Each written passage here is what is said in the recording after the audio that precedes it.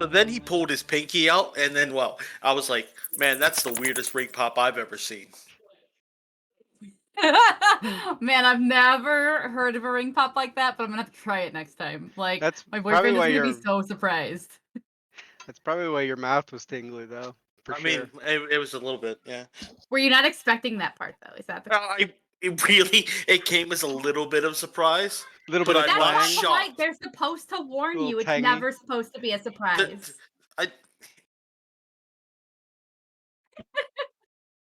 Oh yeah, see, like the Only ring on pop, your games, though. I Like- mean, we're not gonna like- do this to anybody else. like the ring Woo! pop, like the ring pop that stuck around. Man, I bet that would be sticky. Yeah, a little bit. Yeah, it's real sticky. I tell you. Also, if you're not careful, you can get the whole push pop action happening, but you gotta expect it when you knock it. You know, when you knock at that door. really you got it. You really got to put a flared base on the end of that ring of the push pop.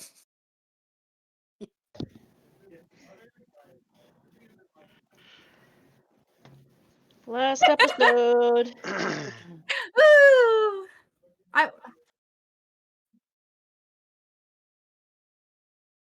Oh fuck! Oh, Hi, I welcome. am so sorry So to all of normal. you. And they're gone now. They've left. Then I did my job.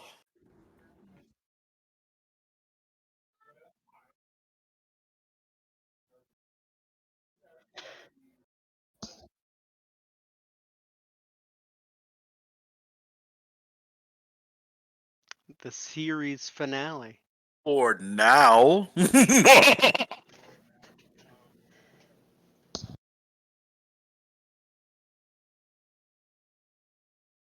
Completely muted. Dog is completely Oh, you're muted? completely muted. Hold, please. We are working through some technical difficulties. Man, I can't Please wait. stay on the stream, and we will fix this promptly. Here, wait.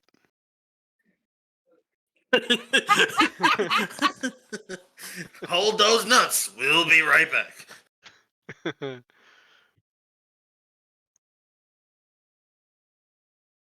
Oh, yeah. Voice mod will do that. Great tool. Can be. There we go.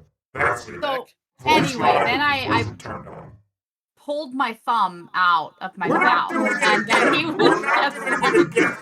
Okay? you know, Again. and then that's when we had to get into the flared base conversation. You know, when you go knocking on the door, you gotta get the company that's there. You know, like it's okay though. You know, it's fine. It's just good. And need some alcohol for that. Yeah, I'm really glad If that we didn't have technical fun, that's right? not gonna. You're not gonna do Yeah, that to any your other voice, DMs. your I really voice like thing that. is on, honey. Yeah. Like it's not It's your a actual voice voice. mod? Oh, Yeah. it's not my actual voice. The fuck No, it's not. Technical difficulties. We are good at this. What the fuck is going on? Okay, are we better? That's Is this better? Am I better? Yes. Should be better. What did I sound like? It was great. Probably a Satan, scary maybe? vampire. Satan. Satan. Yes. I don't know. It wouldn't be a real show if we didn't have Satan. Satan. Satan. I was gonna say technical difficulties, but Jack the Ripper Part 2, Electric Boogaloo. that's No, absolutely fine. that's all up here now. So I got rid. I fixed my audio settings on Discord, and I totally didn't do it for OBS, which is right on point. Well, It's fine. Y'all didn't miss anything good. No, well, I didn't say anything good except for hi internet. However many what was it like 5 minutes into this bullshit? I'm Raetog, and this is my Chicago by Night game. And if I got to say it again, if this is the first night that you guys are tuning in, and I see a few, do I still see a few names? Did they run already? We're They could have. sorry. Some of them did, and that's fine. You tuned in on the last night of my game. That is. This is kind of the epilogue episode of Raetog's Chicago by Night. We're going to be doing some other stuff after this, and we'll get all into that later. But let's just say, if you are enjoying this show and you want to see more vampire content in this setting with this wonderful group of idiots right here. Follow this guy. This guy right On here. Twitter, is Twitter the only thing you use right now? No, I don't use the Twitter anymore. Well, that's fair. I bailed when a dipshit bought it. That seems appropriate. That's fair. It's fantastic. I have a Twitch. I have a Twitch. I think you can follow it. All right. In a place. Lord Sparta, dude. I think yeah. I think that's Lord it. Sparta, dude. Yep, it is what it says on his Are there nameplate. underscores? No. I don't Nope, know. that's it. If you're not following him, follow I've never him. been on there. I'm gonna have to start Yep, doing things. I'm gonna have a baby streamer. It's just a little old base streaming. That's him. Yep. Oh, Missouri posted. Pew, That's pew, him. pew, pew. Oh wow, I'm there's gonna- new things yeah. on Twitch. That's cool. I'll be taking the reins, so to speak. Mm-hmm. We're gonna have a hell of a time. Yeah, you're gonna put a bit in our mouth and take the reins. You know it. Only if you Boy, this is gonna be that kind of game. Maybe I didn't make the right character. This is what you're going under right here. She's already drunk from me. We're good. Yep. Drunk with power. Drunk with power instantly. Been drunk with power since the late 1800s, actually. So there's that. You're not wrong. And so let's. Well, we're gonna get into it because, again, this is our epilogue episode, and we're gonna kind of sort out. It's kind of the end of the story, sort of, but it's more of like a new chapter, kind of. segue Um, into a new season, if you will. A bit. And I do feel the need in an episode like this, where the story has kind of concluded. If you stopped watching at the end of the last crazy fucking episode, you would have had a complete story. Sort of. So I don't feel too bad about putting, like, a little bit of the author's hand into this. I have been running this vampire game since 2019, I think. We started prepping for it in about 2018, when a couple of friends and me in a restaurant just decided, like, you know what? Yeah, well, let's do this. I played a bunch of vampire games earlier in my life, and then when the official people who make this game started streaming themselves with LA by Night, by the way, if you haven't watched that show, you're going to notice a lot of similarities between that and this. They started streaming a vampire game, and I got hit with such nostalgia watching that. Like, I know this world, I know this settings. I could bring my friends into this, and well, what do you know? I did, and I have a bunch of friends who got sucked into this, and now at least one person in this chat who had no idea what the fuck a brouhaha was before really does now, and is having fun with it. So I say that at least has been a success. So, as we conclude this, we're kind of doing that stupid thing where a lot of movies will end the story, but then by the way, we're setting it up for more. Because somebody else has decided that they want to run next. And we'll see how it goes. And I'll see what it is like to be, like the rest of you, to be a player. I haven't been a player in this game since 2011? 2010?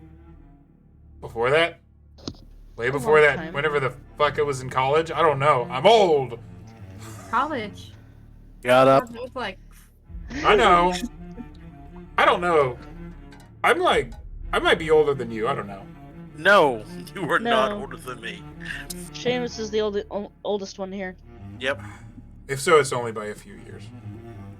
I just want to say, to make you guys feel a little bit better about yourselves, because I don't want you You to be won't. so concerned, You won't. that I graduated high school in 2012. High school? He's screaming in the next I'm better room. now. We could hear him on your mic, just a little. Okay. Uh, No, I'm I'm not not that young. I don't know what you're talking about. I'm older than that says It's not nothing. helpful. That says No. nothing. He's a baby. He's a He is a baby. wee baby. We Oh, love him, and he's he's probably my in baby this brother. chat, but he's a baby. To answer the question, Raetog, I am 42. You have 3 or 4 4. years on me. 4 years. That's it. Oh, it's It's not even that much. easy. You guys are answer to the universe. I am the answer to the universe and all things. Yeah. You'll never get older again. You've already got all the answers. You don't age from now on, don't you know? That's a great way to look at things. It makes me feel a lot better about my future. You've reached peak wisdom. You no longer age. No, Your now it's just Whisper downhill. Downhill from here. Now I it's don't, just I don't know downhill. about reach peak wisdom. He did start this night with a ring pop somewhere that he wasn't planning. Fuck. Okay. So, Wisdom Exactly. does not equal intelligence. That's true. Yep. So, what do you So say? it said that's why I married him. for the ring pops. Yeah, the ring that was- pops? yeah. Yep. So what do you say we start this fucking game, guys? Oh, you don't want to just Supper. bullshit all night? That's I fine, I mean, guess. we Whatever. could. It'd be a fitting way to do this game. But no, let's do a little bit of stuff here.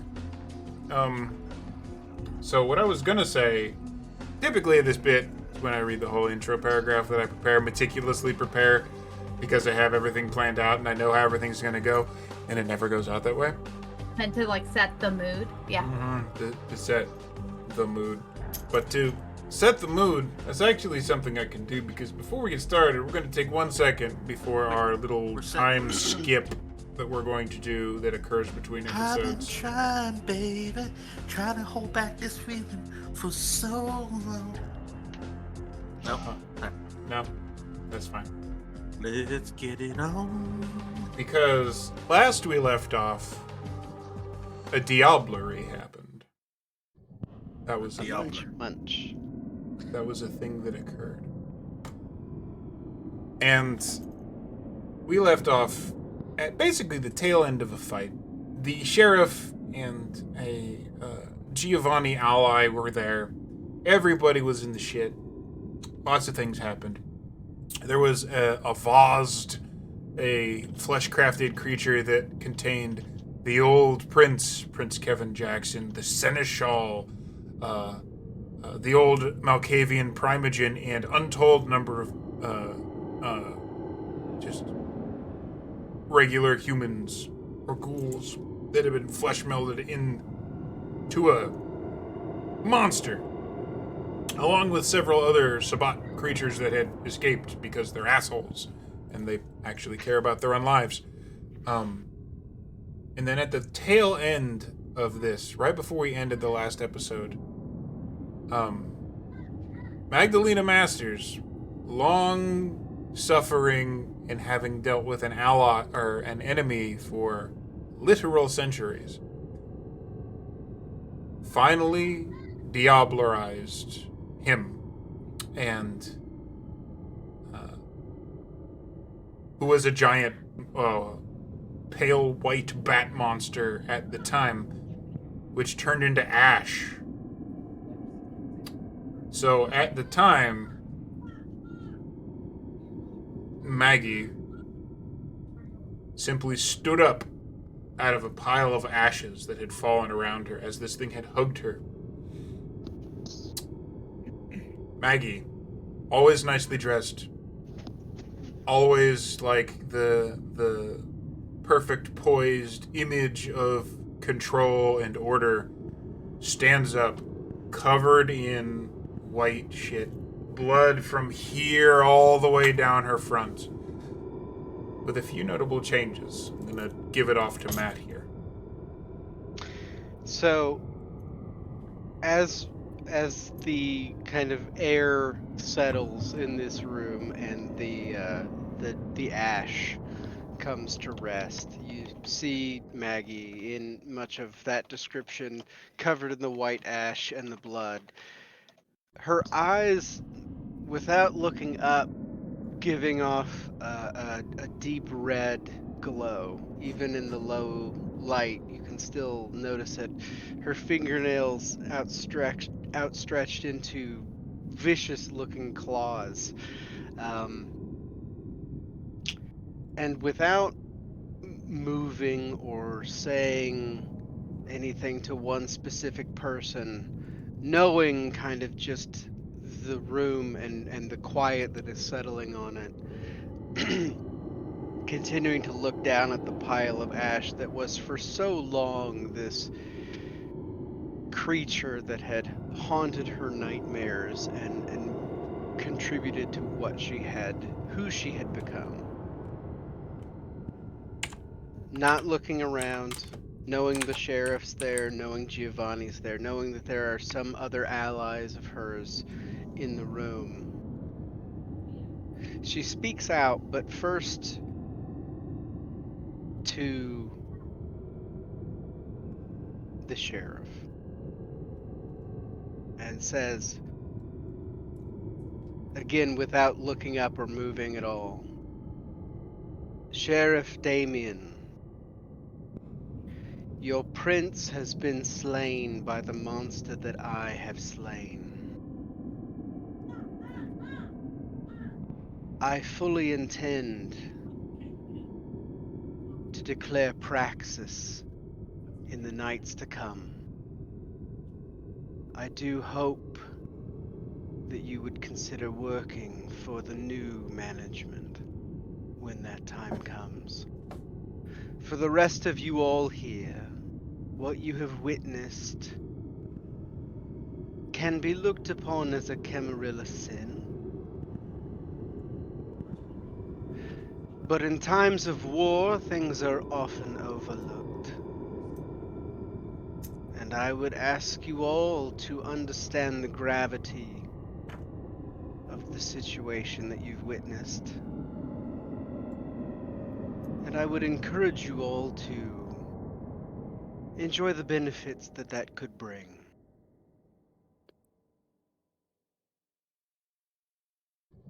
And then let silence fall once more.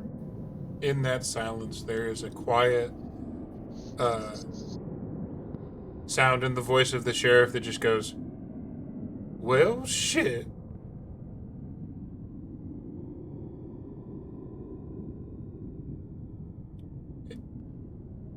Yeah? From You raise from the rebel. from the Yeah. rebel, there's just long live the queen.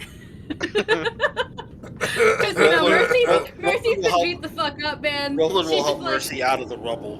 long live the queen. I feel like that's an exceptionally great moment to finally hit our time skip and deal with a little bit of back end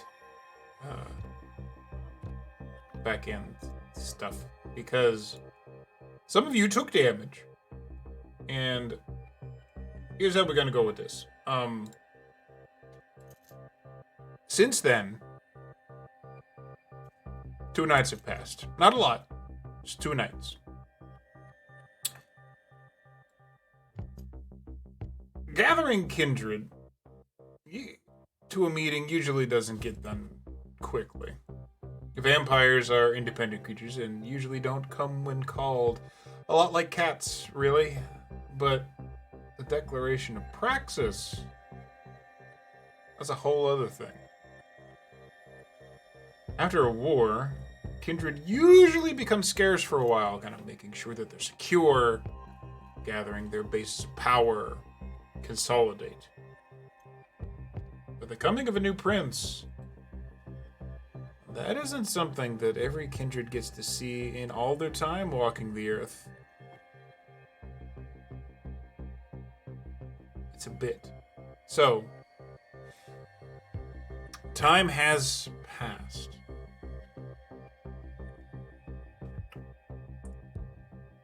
And Maggie is putting out invitations. So, those of you who gave me downtimes, which I know you.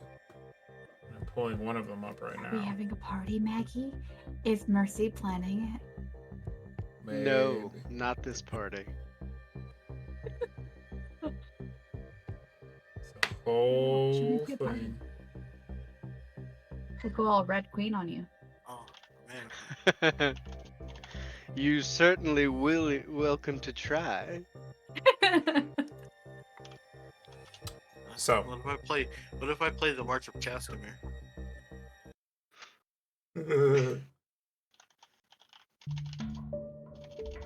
So, 2 nights pass. And a lot of invites are going out.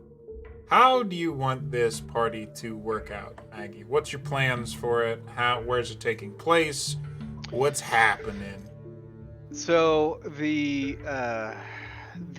invites are essentially they're going to everyone that Maggie knows, all of the Primogens, with the exception of Marcel. Oh, you mean the guy who just totally bailed out at the last minute? The guy that is obviously working for the other side. Now, there were some that had missed out on previous council meetings. As far as I'm concerned with them, they'll get invites, but they are it's not assumed yet that they have turned. And so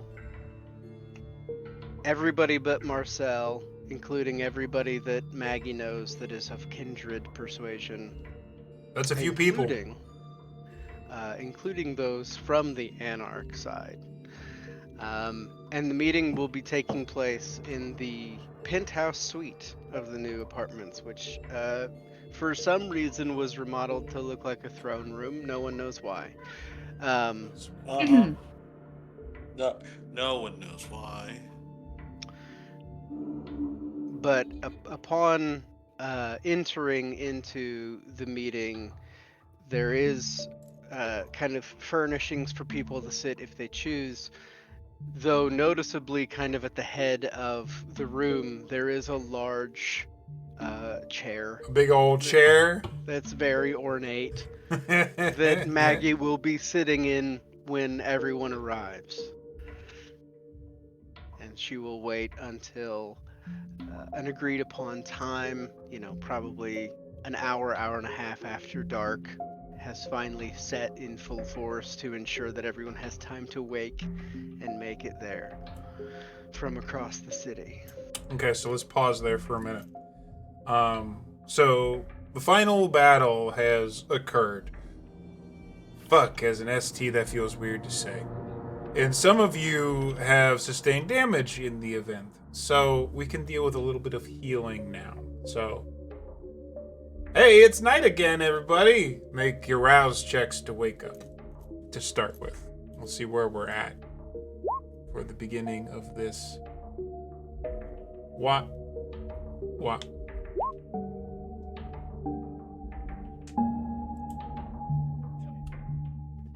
You fail, you win. You fail, you win. Just like that. And so, who here is actually injured and cares about healing any of it? That's you. How bad you fucked up? I took 1 aggravated total at the end of the night, because it takes up all the half bars, right? And then you take the next one, becomes an aggravated. So you are. So I had 1 aggravated. Significantly fucked up, and a lot of superficial. So healing work like this. Healing aggravated damage, unless you have a specific power to do it, you can only heal 1 aggravated damage per evening when you wake up. Oh. You can do it, but it requires 3 rouse checks to heal 1 aggravated damage. It's significant. You can heal your superficial damage with 1 rouse check at any point. Again, you will always heal that damage, no matter what your result is, but you're talking about some hunger pangs if you really want to go crazy.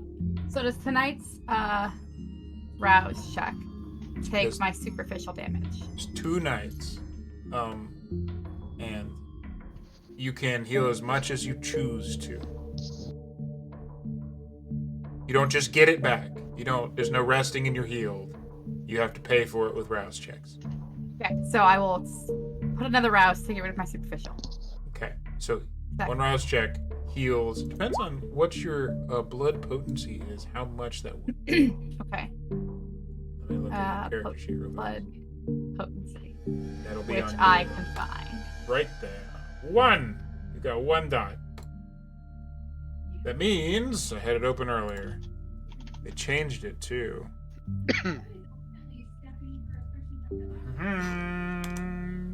Page up. With 1 blood potency, you can heal 1 point of superficial damage per rouse check. And you can do that for superficial damage. You can do that an infinite number of times as long as you're willing to risk the hunger. Cool. So you're at hunger 3 right now, and you've eliminated 1 superficial damage. That's it. I'm done. 2, you're at hunger 4. Everything looks good to eat. Everybody looks Everything. real tasty. You know, my sire actually showed me this new technique the other night about when you're really hungry. Valid technique. Fortunately, New to me, really. I mean, you know.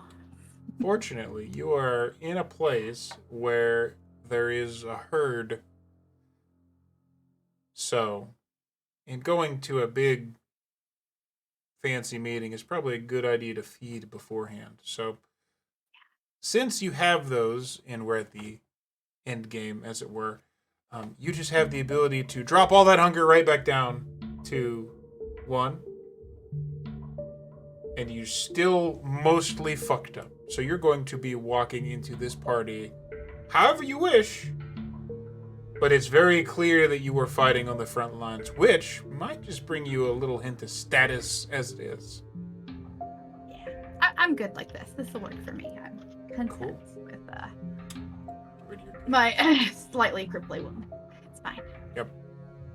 I don't know if Roland got hit. Nope. Did 6 get damaged? No. She says No, with a the laugh. only dumbass who was, you know, had enough of a death wish to get close and personal, besides Maggie, was Mercy, who was like, I'm gonna claw his eyes out, yeah! I mean, worked out in the end, right? Right. Yeah.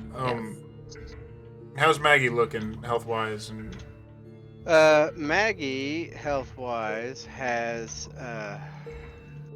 about 6 superficial, and she will heal a little bit of that. let's see what happens.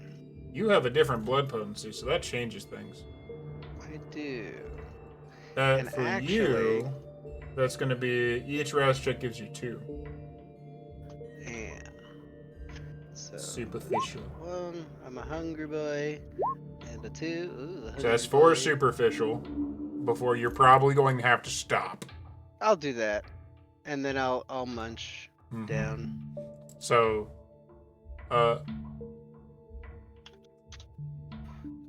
parent and child are raiding the larders of the castle keep, as it were.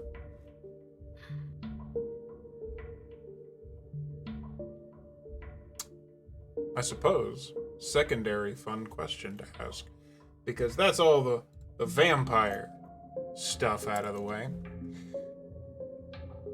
You're going to a party that you're pretty sure is essentially going to be a very forceful coronation. What y'all wearing to this?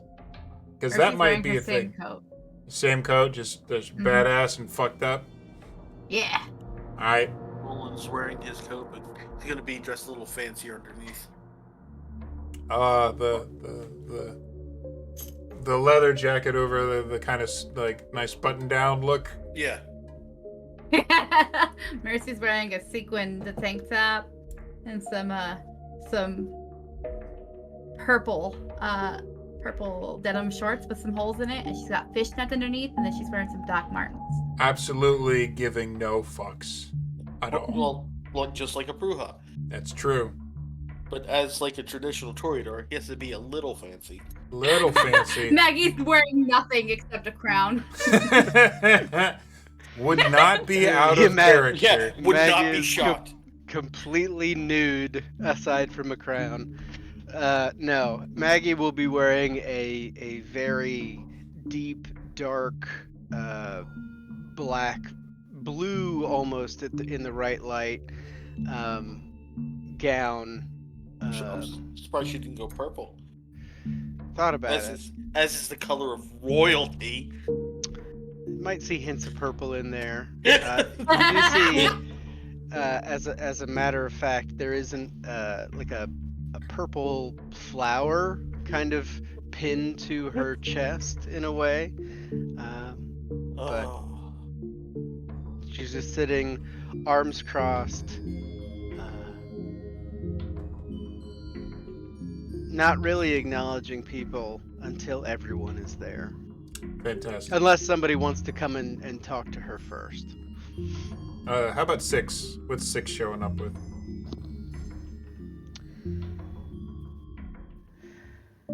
Tailored suit. Probably more John Wick.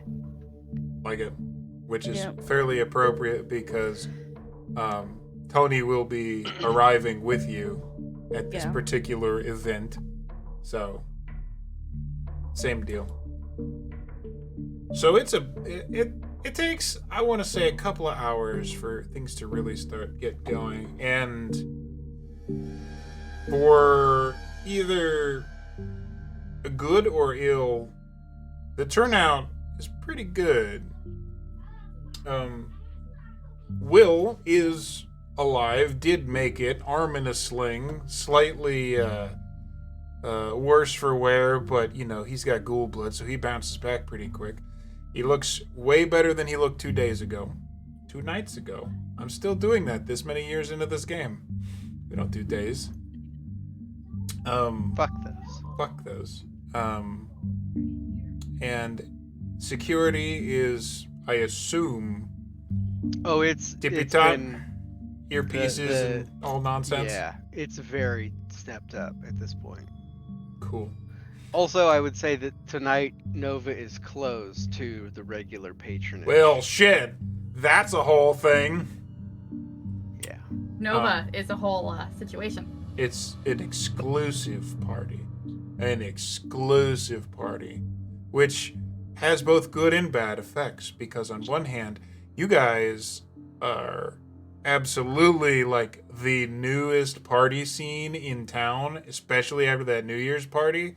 And like the crossover with Avernus.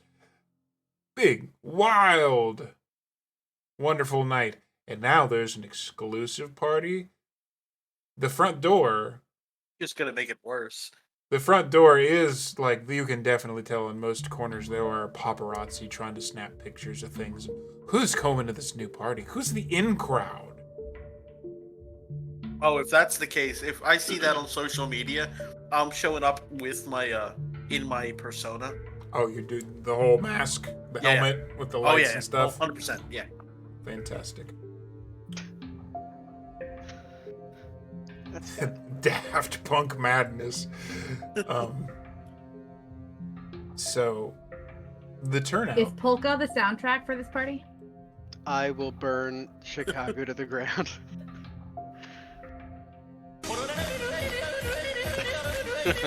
I knew you had it. It's never going away. It's I'm just saying. it's a I'm just long-running saying if- joke. If we rickroll the party. I don't have that prepared, but I like where your Whatever head's happened at. to the party wagon? Oh, it's in a ditch somewhere. Maggie stole it, had it stolen, and crushed into a tiny cube that she keeps under lock and key somewhere that she doesn't tell anybody. For one more night, for at least one more night, that's not fully canon. After that, I can't say anything coming out. anymore. That's the first thing she does as Prince. first She's thing. decreeing it. All right. So, people that show up, I'm probably not going to crack open all of these pictures because the screen would literally just be filled with pictures. It's crazy. So, Tell me who doesn't show up. doesn't that's show up. That's what Maggie's really concerned with. Really concerned with. So, the dead folks don't show up. Of course. Which, the people that she knows are Okay, dead. good, because that would be impressive. Are you saying the prince didn't come to pay his respects to the new prince? No. How No, he didn't. dare. What a bitch. So the majority, I can't really do who doesn't show because you've met a lot of fucking people. And not all of them are the closest of associates. So not everybody shows up, but the majority of what is left of the Primogen Council shows up. Sheriff Damien Majority? is there. Well, what's left of them, anyways, Okay. because there's a few that just don't exist. Marcel clearly doesn't show. But you have Adrian Tars of Clan La Sombra, Khalid of Clan Nosferatu, Rosa Hernandez of Gangrel, Bronwyn of Malkavian, who's very happy to see you, Ciritas of Bruja, the Harpy Brett Stryker does show up, and looking around the crowd for Roland is Annabelle, who is definitely present. Good. Good. Also, Once I get up to the penthouse, I will then take off the mask. okay. Yeah. Now that we're reasonably safe, Antonius Giovanni does show up with 6. 2 that could possibly have chosen to snub you. I should say 3 that could have chosen to skip the event and chose not to. Who did show up is Baron Anita Wainwright. Does appear. Yes, I know that. I know it. Of O'Hare Airport as a domain. Noah Gruel, known by Flyboy, the Thin Blood, Flyboy. does show up. As well as everybody's favorite, Genghis, does appear with Anita Wainwright. I'm helping. See, I help. I'm pretending I had anything to do with that, but I help. So, one of the things that happens when Magdalena is watching everybody come in, there are 2 scenes that make her eye twitch, and they happen almost simultaneously. One is that Genghis comes right over to Mercy and puts an arm around her shoulder and starts to talk very low, but very in line with so that Maggie can see it. And also, less of an eye twitch and more of a smile is that the same thing happens to Roland, but with Annabelle, who leans in close saying something like, "I love the work you've done, dear." Oh. What work would that be? Oh, your music endeavors, all of this. Working with the new prince, potentially. You're building quite a power base for yourself. Well, my dear Primogen Annabelle, I like to think of myself as a self-made man without help from higher-ups. I do what I can. And he'll walk away from her.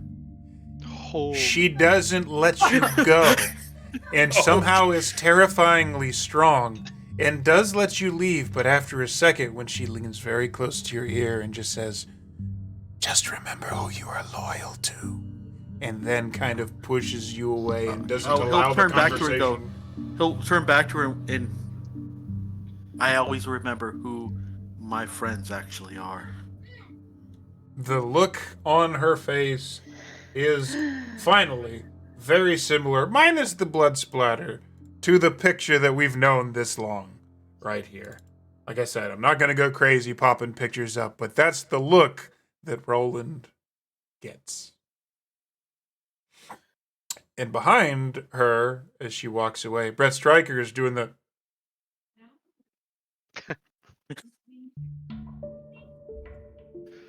Brett had a really good time at my party. Right? Yes. I suck at names. Who are we And talking also, about now? these are fake ones. Brett is the party boy at my party, right? Brett Stryker is the what is called the Harpy as his station. He is very much a bitch to Annabelle because of the same clan, but at the same time, he's the person who keeps track of status in the Camarilla. He's a bit of a party boy. He's definitely kind of like he gives off like a frat boy vibe a lot of times. He's generally pretty nice to hang out with, if Annabelle isn't in the same room. So But- yeah, that's okay. I was just making sure that that was the name in my brain. Cause You're right. Yep. Thank you. And Annabelle's pet. this guy, with name included. So I don't have these all just like minimized on my screen or anything, because I'm a masochist. Anyways, so the meet and greets start happening. I'm sorry, I actually skipped one. Another person that does show up, which is usually not included in the Primogen Council, because they technically don't have a Primogen spot in the Camarilla of Chicago, is Abraham Desaad, the leader of the Chantry of the Tremere. Oh, good. The guy who did the magic on your jackets. So he does show up, Speaking of which, hand in hand. Roland is wearing his jacket and Annabelle touched him. Yeah. Oh. That's gonna be a Oh. whole thing. Oh no. So here's the question. Do you want this to be made into a thing that happens in front of everybody? Hey, can I just really quick interject? Yeah. Give me some reason to make Annabelle have fun with you. I'm Are not you going telling to- her. So you are So specifically she came up wearing and- well, your war yeah, jacket. I am wearing the jacket, but she came up and put her arm around me. That's on So her. that's technically true. It also technically sort of kind of violates everybody wearing like it's gonna burn kindred jackets to a kindred party is kind of iffy, and it might not technically not be your fault. You would have enough like etiquette to understand that wearing that kind of thing to a kindred ball, with the implication that it might trigger on people who touch you, might be looked at poorly. So I'm going to give you the opportunity to go either way that you want to with this. You could either wear it knowing that somebody could get burned the fuck off of you just by touching you, even if it's just like slapping you on the back or something, or I will give you the opportunity to just wear a regular jacket. It looks the same, but it's just not magic fucky. It's your call. I'm being nice with this. I know what I want, Uh-huh. but I know what Roland would, and Roland would not wear the jacket. Okay. Well, Mercy will wear her jacket, but when Genghis approaches her, she just slips it down and puts it over her arm. So it's still right there. She can put it back on if things go Okay. sour. Okay. Point of clarification. So that scene occurred as it was, and had a normal, if a little spicy social interaction, but not actually spicy, and you didn't just burn the shit out of your Primogen. Good to know. Yeah. Good to know. I don't need her out of the way yet. Hey, you're a vampire player. I love how you think. On the Genghis side of things, he just kind of like leans in, like butts his head up against yours a little bit, and just like talking low. It's not even anything important. It's small talk. It's just like, you guys kicked ass. That was really cool. You guys actually killed a fucking Sabisi. That sounds awesome. Just like a little, like, and Maggie's like, oh yeah, that's what a couple looks like. That's clearly what a couple looks like. He doesn't even try and hide it. He doesn't know better than to hide it. And he also might not give a fuck even if he did know any better. That's fair. I kind of like Genghis. He can live for now. I love that there's this like, he'll be okay. Mercy's got this. We don't have to kill him for her. It's It's sort of, I feel like it's vaguely implied in the not immediate murder. I could be assuming too much. could be. I'm still looking for the whole like the dad dating my daughter with the shotgun across his lap treatment. Just want to talk to her. I just want to talk. As Maggie holds him over the side of the This 15-story is building. the vampire version of the Bad Boys 2 treatment. But all of the kindred do. So when the room is sufficiently packed and probably right on the dot of when the time would have been set for. Real quick, before we get to that, what kind of stuff is being offered at this party? Is there a bit of music? Is there like blood goblets and shit being offered, or yeah, there's people, or bags. what? There's bags for people. There's no humans at this party. That's the thing. It is strictly kindred. And ghouls, and your ghouls, and My security staff. ghouls, yes. Namely the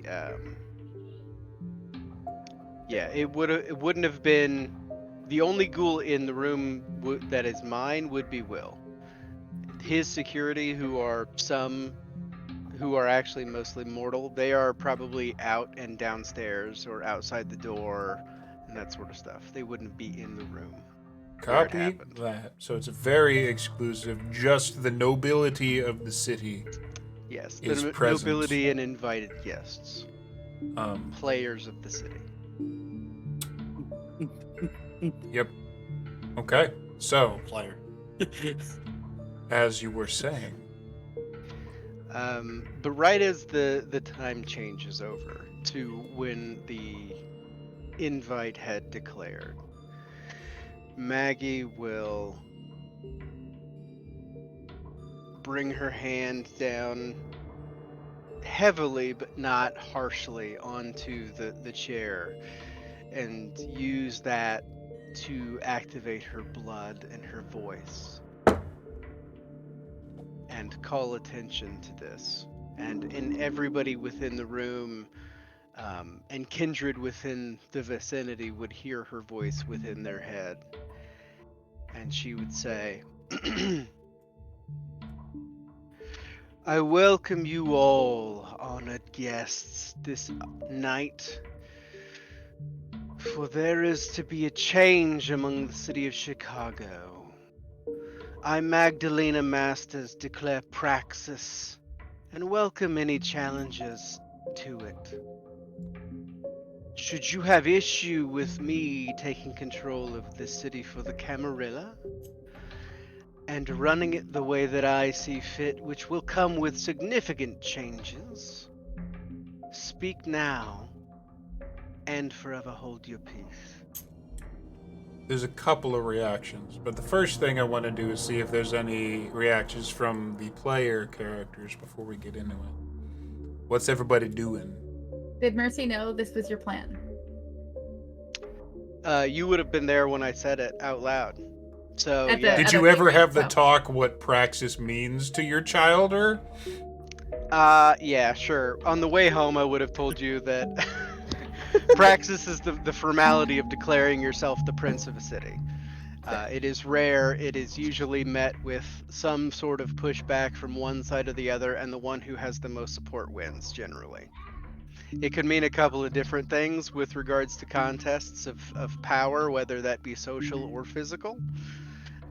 And Maggie would have told you to prepare for either. Wonderful. Roland would have known this was coming. Most of us knew this was coming. Yeah, 3 years ago. Yeah, I knew this was coming 3 years ago. There is... Oh, how about the rest of you? But first, what would the player characters be doing when this is formally declared? Well, I just want to point out that Mercy already matches Maggie vaguely in attire. Yep. Not unintentionally. Yep. Cool.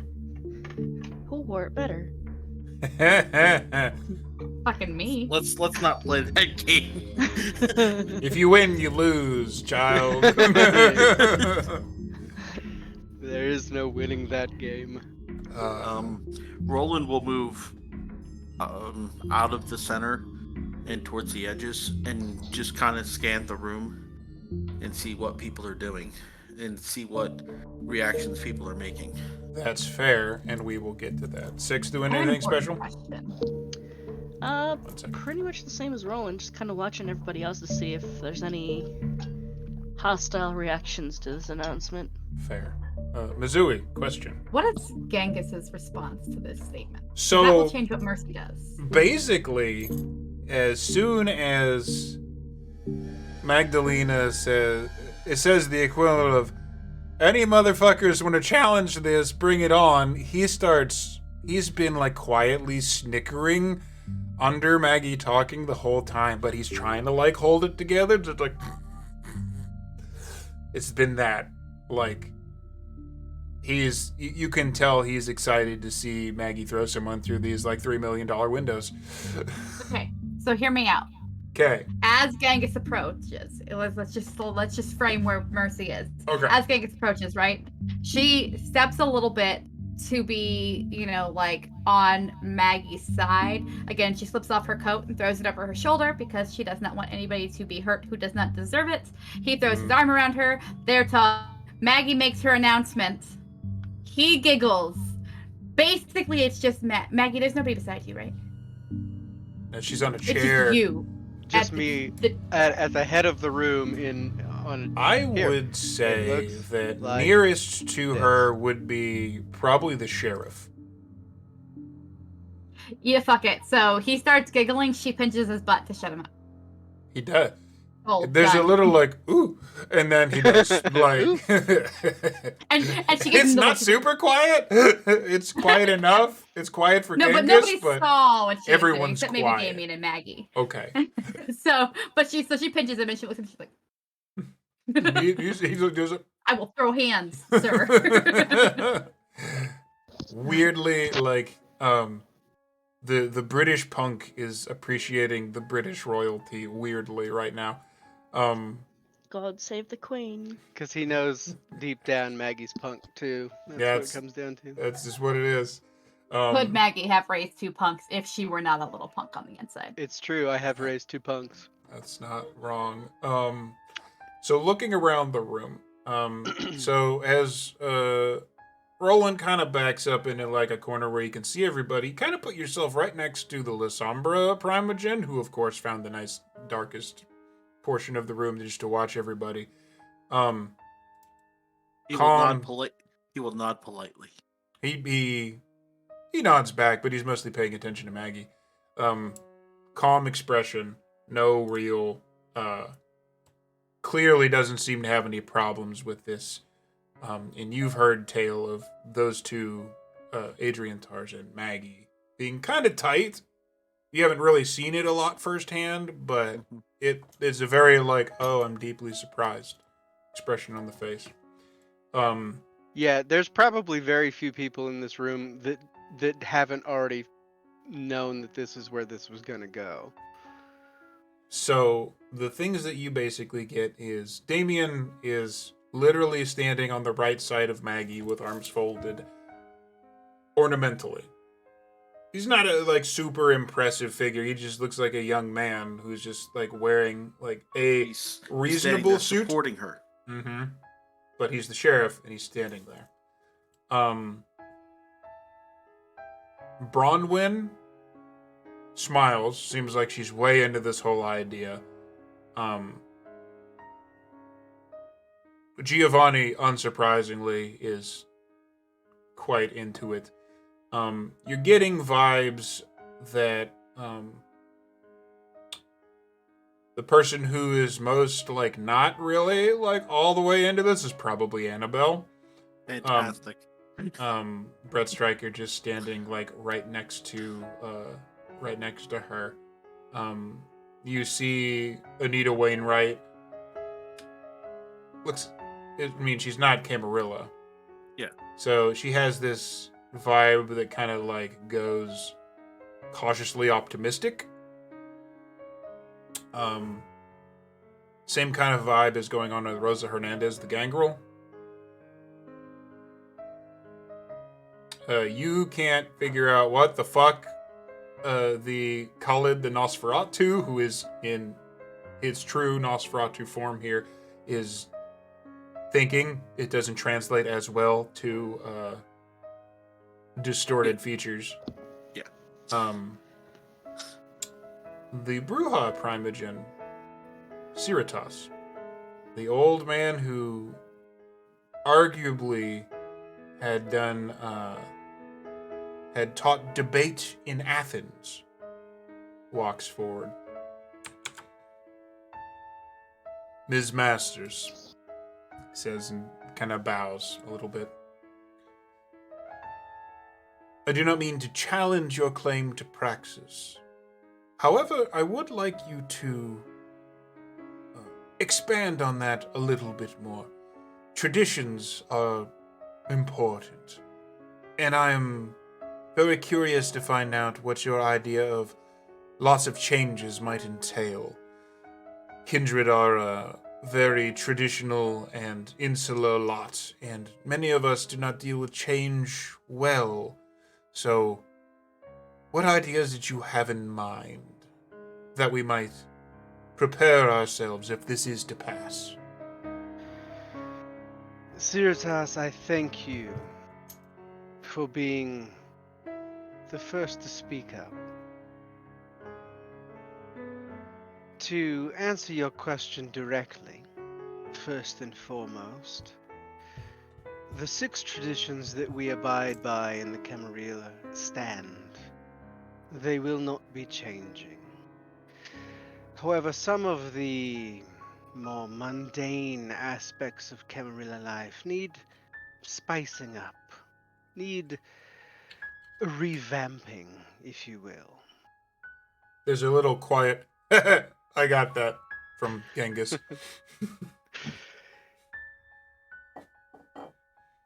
The prince of the city before me, Prince Kevin Jackson, had a way of doing things that often left people in the dark and left people questioning what he did. I'll be the first to admit there were many times that I questioned his leadership. But I went along with him because he was the prince. Actually, as a point, while she is speaking, there is a distinct silence when you had mentioned questioning Prince Jackson and when you had doubted him. And not a single soul speaks up against you in that moment. It feels like there very much was an undercurrent of, yes, we all felt this too.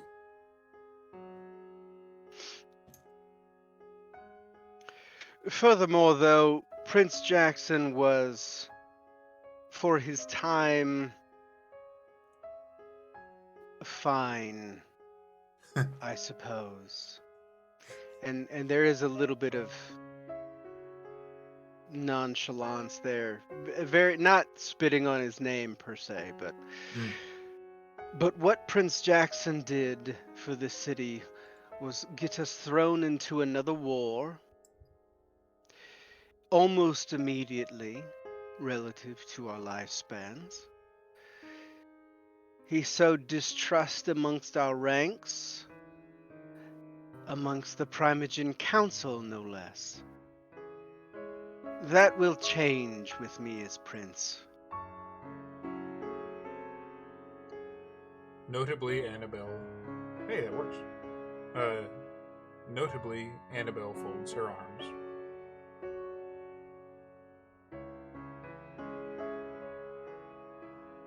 Brett Stryker looks very uncomfortable, but he's not going anywhere.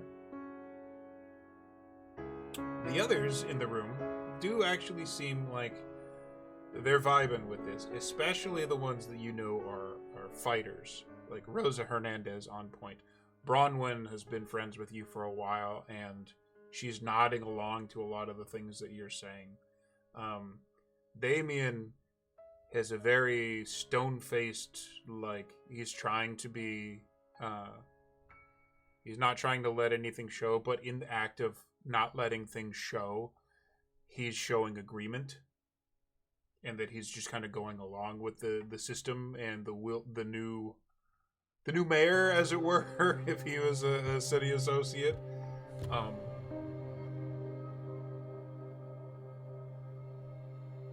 So, just real quick, Annabelle, how is Annabelle looking? She seems to be the most. She's like leaned up against a wall. She's gone full smug bitch. Gotcha. Okay. She's evoking Maggie knows smug that. bitch. Yeah. Well, Maggie will continue then and say,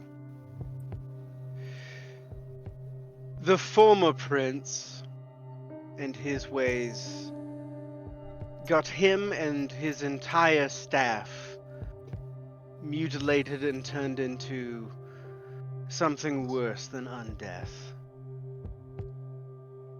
He let division in his own house, in the blood of Ventru, something that I won't abide. But furthermore,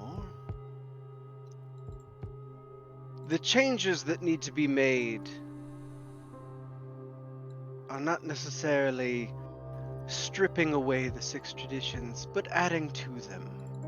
For so long, this city has been divided down the middle. Anarch Camarilla. Yes, we are a Camarilla city, and yes, I am Cam and intend to keep it that way.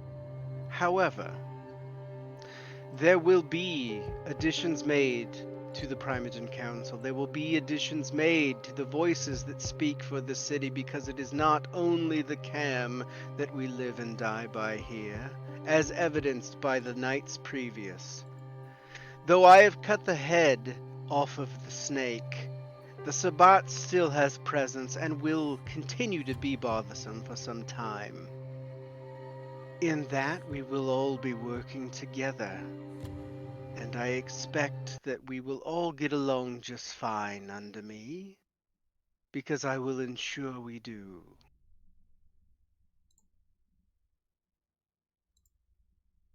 Pause for dramatic effect. Pausing for dramatic effect. Noted. Waiting to see if anybody says anything at that. So there is something that crops up there. The ones, like, everybody's kind of like glancing over around at each other to see if there's any trying to get the read of the room, I guess. Vampires are hard to, like, when you're in a room full of humans, you can kind of get the vibe that people are like going on with this or not. Vampires are old and keep secrets reflexively, so everybody is trying to gauge everybody else. And in not really the back of the room, kind of the side of the room, there's two sounds of like nice heels on hardwood floor, passing by Mercy and Genghis, where it's Anita Wainwright, Baron, who actually raises her hand and says quietly, "What does that mean for us?"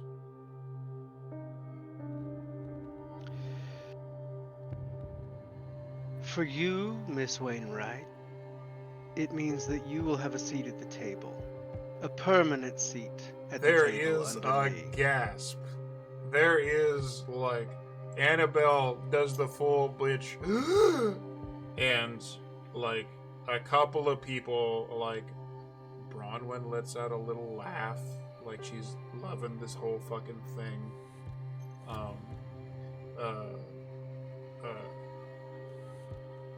Annabelle's absolutely not into it. Brett Stryker looks like he thinks he has 10 seconds to live.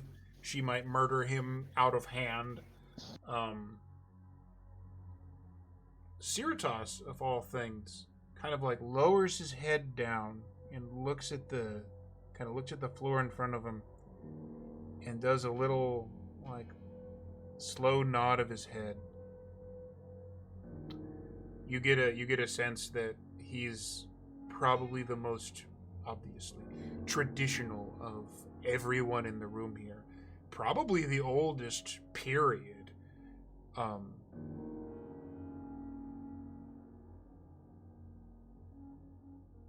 And just, like, really quietly says, "It's almost like the old Senate." And that's the reaction that you get. You cut out a little bit there for me. You said He said, almost "That's like the old city. almost like the old Senate. Oh. That's in it. I'm Okay. gonna adjust this a little bit this way. Don't forget that old Senate stabbed somebody in the back. Yeah. And that's what you get out of it. As the gasps go off and the reactions are had, after Maggie finishes saying, "You will have a seat at the table under me," she will then direct her attention and projection of voice to the rest of the room, not so much directly at Baron Wainwright, but say, "If anyone here would like to deny the Anarch's assistance in fighting back the Sabbat and the Lupine threat, I'd love and encourage you to speak up right now for us all to see. But it is of my opinion, and what I saw directly these nights, that the Anarchs here, those sworn against the Cam in some places, were doing more to help us and our city than some of us in the Cam were. And that sort of respect and loyalty will not go unrewarded under me. Like anything, I will be honest and straightforward with you all. And the very first thing that I'm going to tell you is that there will be a much more direct leadership moving forward." Very quietly, and only Mercy can hear it because she's just so close to Genghis. It's just very quietly. This is fucking great. Just like he's trying to like hold in belly laughs this whole time. Of all people to step forward isn't somebody who's done a lot of talking. It's Rosa Hernandez. Steps up. I don't know.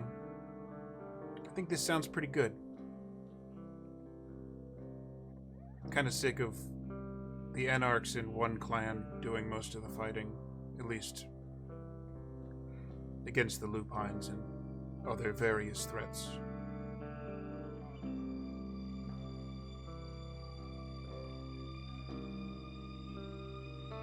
I like where this is going.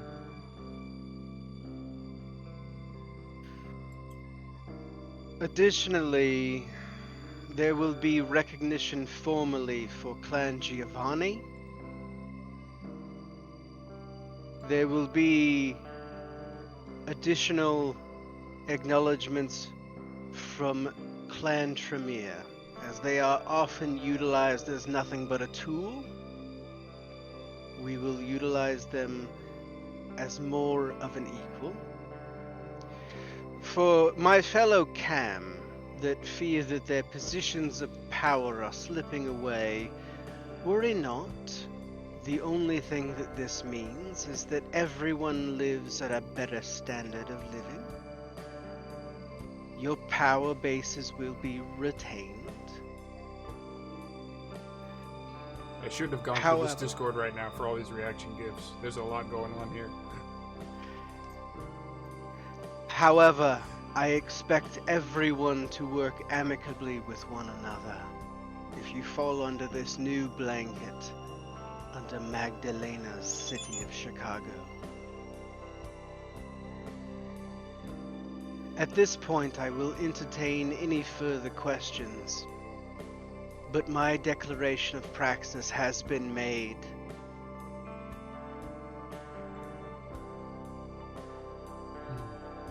And Maggie will sit back, cross her legs, and just very nonchalantly look out upon this crowd that she's riled up. These reaction gifts are like killing me, guys.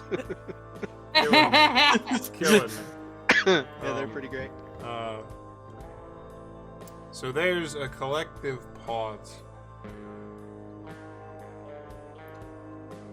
Probably lasts about like 5 seconds before Sheriff Damien actually speaks up and says, "Alrighty, buddy, I'm with her.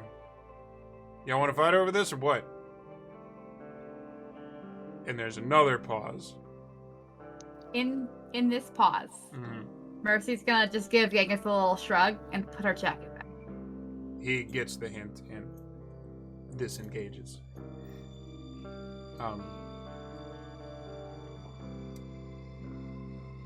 When the whole discussion of like, oh yes, we actually have to deal with all the werewolves and the Sabbat and like actual problems and stuff, Annabelle is a little more mollified. She rolls her eyes like, oh yes, those are things we have to deal with. And you get the sense of like, I'm not gonna dirty my hands with that shit. So it shuts her up pretty well.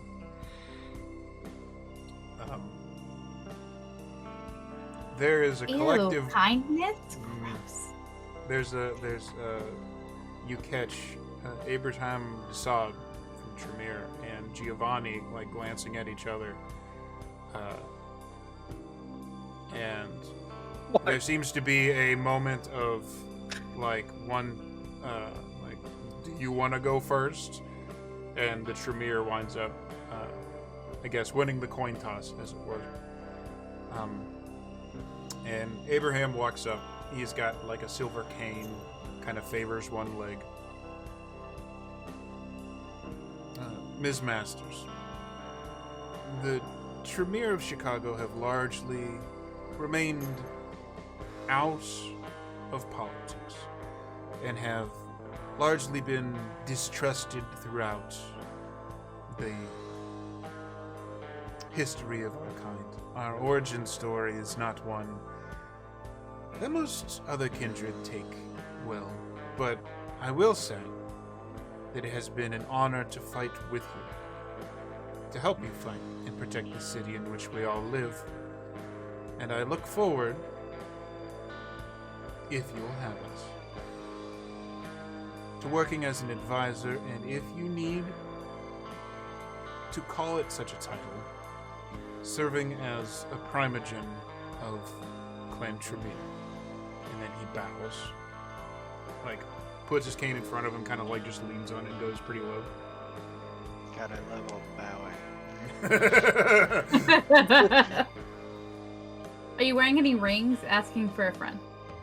No rings. I am wearing a hairpin that some nice little kindred made for me.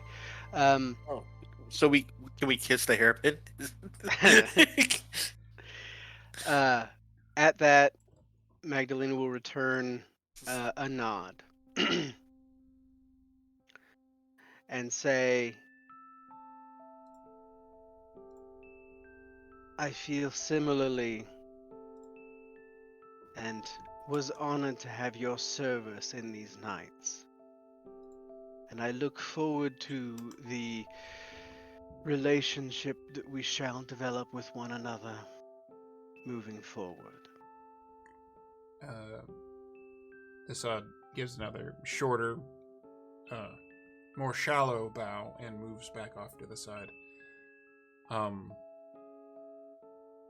And you guys catch a minute of Antonius Giovanni. He glances down at Six, kind of pats her on the, like, puts a hand on her back for a minute, and then steps up.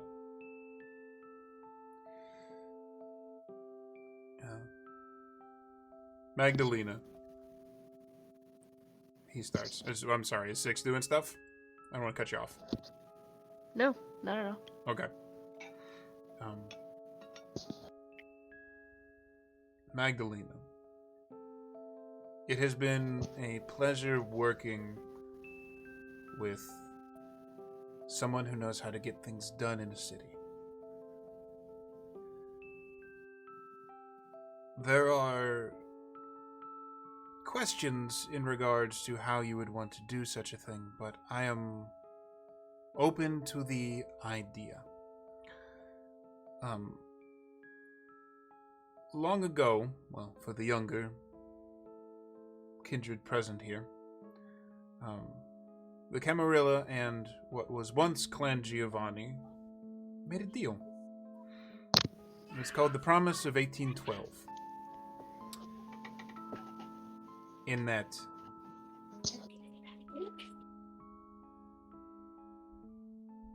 the Camarilla would remain out of Giovanni interests, and Giovanni interest would remain separate from the Camarilla. It was a very live and let live promise. As it goes to show, there were a very finite number of years that promise is to stand, and, well, 2022 is almost over, and the promise is nearly null and void now. So,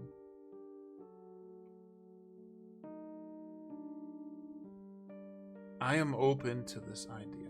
Clan Giovanni,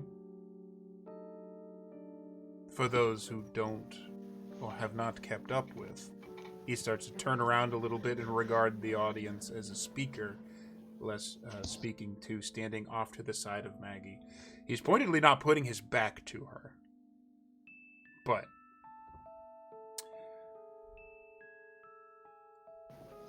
the Giovanni are but one family of Clan Hecata, named after Hecate.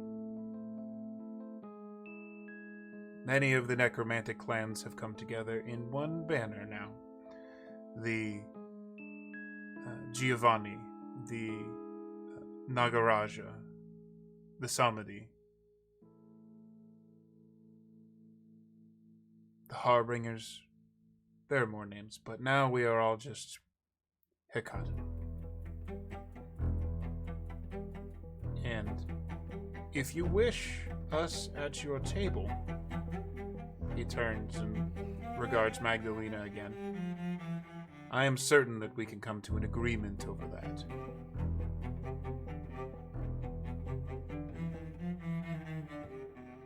And he bows.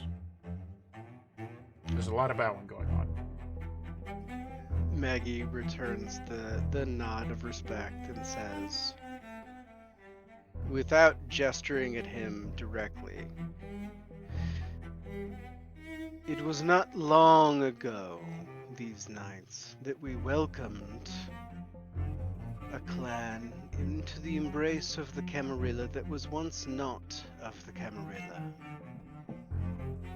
The La Sombra clan. And though the authority that granted such a decision was even far higher than that of one prince, under the rule of Magdalena, the clan Giovanni, the wider group clan Hakata, will have membership in Chicago. They will be expected to follow the traditions as laid forth by the CAM, as laid forth by the agreement of 1882, 22? What was that? 1822. 1822. 1812, I'm sorry. The promise of 1812. There was I know twos. lore. I know There was lore. 2s and 18s. They will be expected to continue to observe that which has kept our clans at bay. However, I was wrong. under I was wrong. It's 1528. Sorry, Lord. 1528 is what I said. I don't know what you heard. That's what they all said. That's what they all I said. 1528. Across many episodes. That's what they all That's what they all said. Promise with a 500-year time limit that is approaching the end. Under my Chicago, there will be no need for an agreement of such kind. There will be no deadline on our relationship, Cam and Hecata, Giovanni and Cam. We all will fall under the banner of kindred. And as long as our interests align as they have, and there is no outright need to divulge from one another, I would see and will intend to follow up with the council above me that a more formal recognition of Clan Hakata under the Camarilla banner is made. Which brings me to an interesting point as well. One that I did not touch on before, but will now.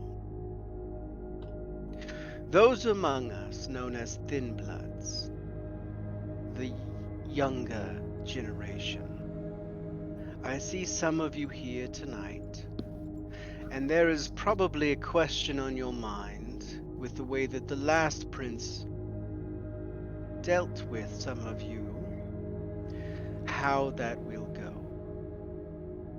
There The was one thin blood present speculation. is very quiet, but his eyes are locked on you. There was speculation that Thin Bloods were being removed in Chicago, and that nothing was going to be done about it. Under my Chicago, Thin Bloods will be treated as kindred of other clans as well. There's another murmur. Most of it sounds positive.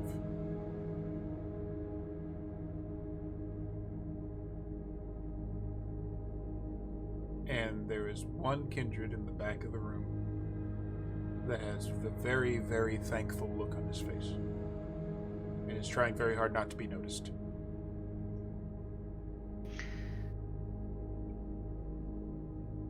For those that fall under this banner, you have haven in my havens. You have Elysium in the Elysians of Chicago. You will be given the protections that the CAM offers. However, your primogen, your former primogen, one whose name I will not speak, has shown themselves to be aligned with the Camarilla's enemies, the enemies of the people in this room. And it is for that reason that you will need a new voice.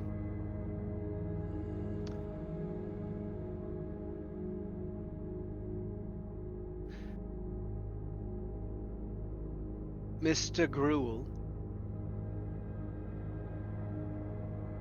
He doesn't have to breathe, but he does right then.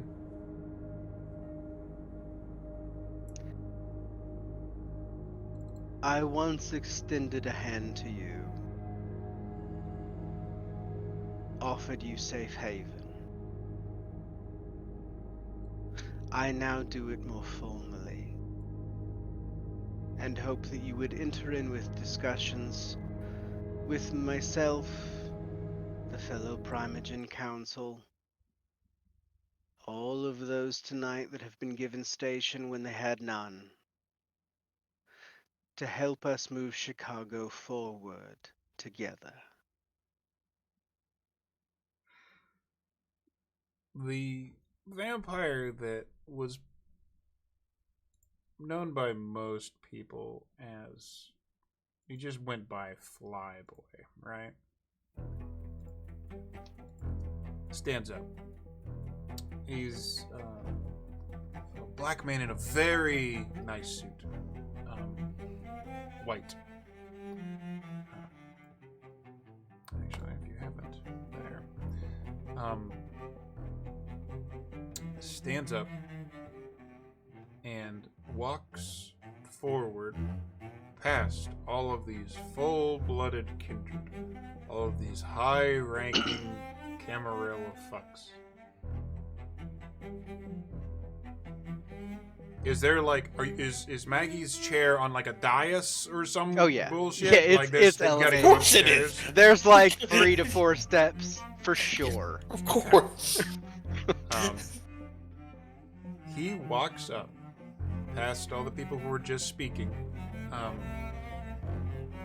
gets to the stairs, looks over at Damien, who like gives him like a nod, walks 2 steps up the stairs. Doesn't go all the way down to like kneel, but he's like specifically going like a little bit up the stairs and then like lowering himself so he's not taller than her. And would reach out and take Maggie's hand if she would offer it. It's much colder than it was before, but yes. Okay. He would take it and quietly say, I'd be honored. There are a lot of people in this city that need help. And if you're serious about this, I think we can do a lot of good work together. She looks down and, not projecting the voice, speaking directly towards him. Okay. Low, but if people are trying to hear and they have abilities that they want to use to hear, there's no attempt being made to hide it or mask it. If y'all want to use heightened senses, right now is the time. She looks down at him, hand still in his, and says, I know that those of my blood have wronged those of yours for years. I know that words from those of my blood often ring hollow. However, I, in this city, have never lied to anyone. I have always kept my word, especially when made in a public forum. And I swear to you, Noah, Flyboy Gruel, that I will look after every kindred in this city, whether your blood is as thick as mine or thin or thicker. You will all be my children, and I will take care of you all. And he gives the hand like a little polite squeeze, releases, backs up 2 steps down, and then like gets the fuck out of Dodge back to his seat in the back as respectfully as it is possible for him to do.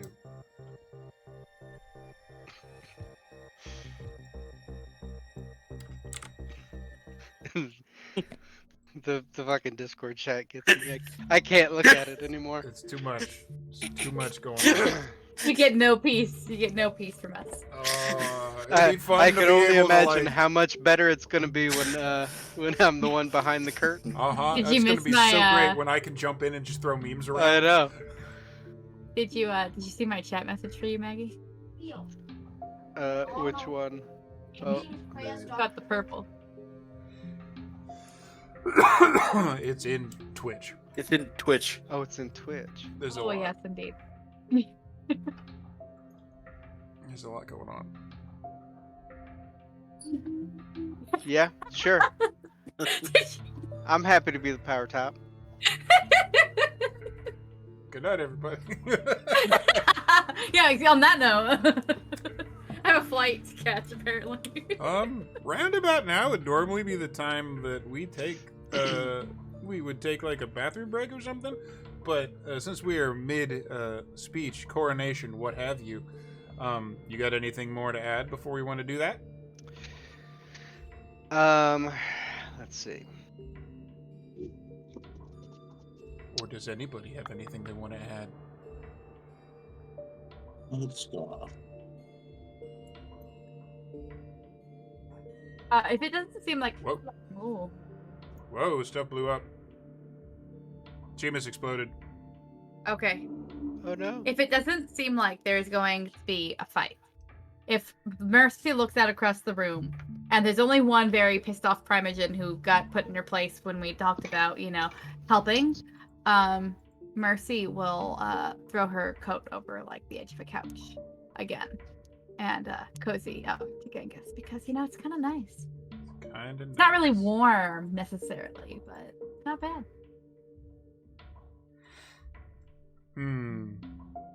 There it goes. All right. For some reason it muted I couldn't hear anything, so. That was Annabelle cutting the feed. She Yeah. didn't want to hear it anymore. Done with all this. Done with you. How dare you not betray Maggie? I mean, Oh, what? I gave her the opportunity to be my friend. She chose not to take it. That's on her. Maggie's always Absolutely. been your friend.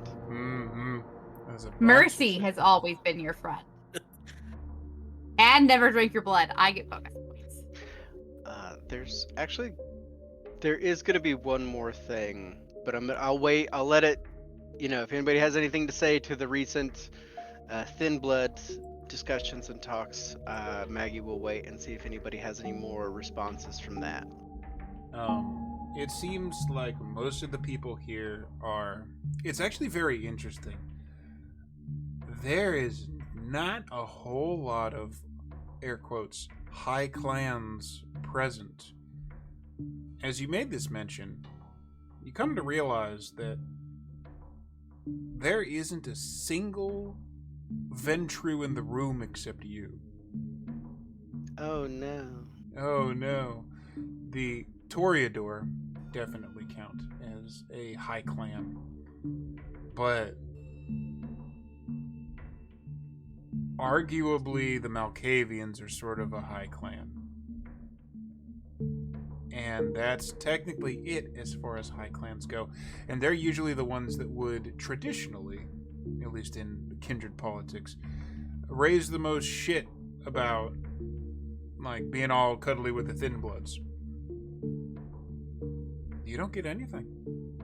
You don't get any pushback on it. Everybody just seems to be, like, taking in with an air of, like, oh, this is how it's going to be.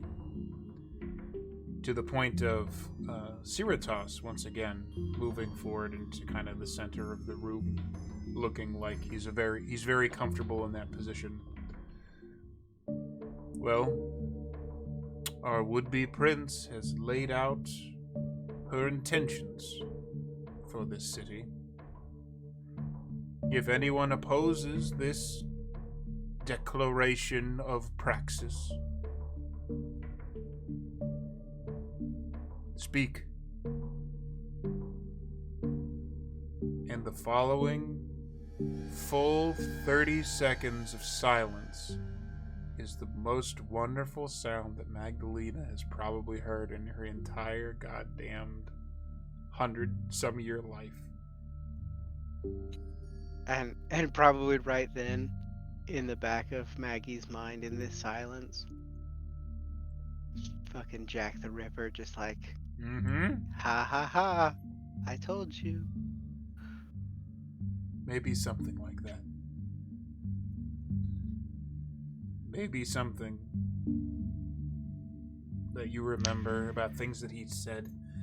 Maybe a little bit of shared memory of all the meticulous preparation that he did so that Maggie would be put in just the right situation, in the right position to have the opportunity to be prince. Not that he did it. You don't get any vibes from whatever is left of that creature in your head that this was all him.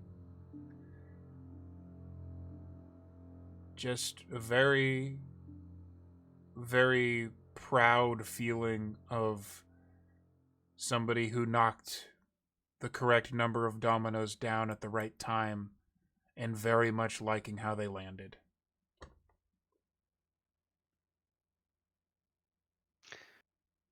When the silence is past and no one objects, Magdalena will stand up from her chair. And she will fold her arms in front of her addressing the entire room and say, "From this moment forth, I, Magdalena Masters, Prince of Chicago, bid you welcome to my Elysium and extend to you all of the courtesy that the Camarilla has to offer. Now, let's have some fun." That feels like a really great spot to take a break. Yeah. Wait. Wait. Okay. Okay, so Maggie makes her little "let's have some fun," right? And Genghis this whole time has been like giggling and being like a little bit of a smartass. Yeah, he's trying to hold it all in. Yeah, so she leans in and she's like, "I throw a way better party." I'm not fucking arguing with that. You make me pick between this? Are you crazy?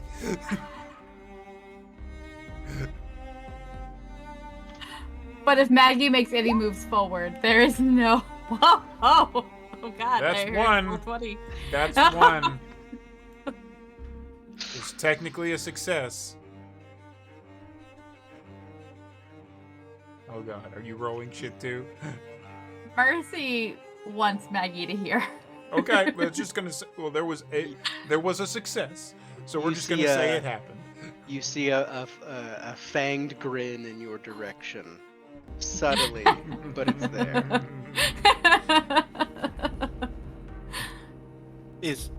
So we're stopping there for a second. This seems like a proper place to stop. So we're probably going to be back in like 10 odd minutes, and we're going to see if there's any fallout to this or what's going to happen with the plans for the future and the plans for the rest of the evening. So we're all going to use the bathroom, grab some drinks, and we'll be back soon. I drank a whole beer. Do you know how badly I have to pee?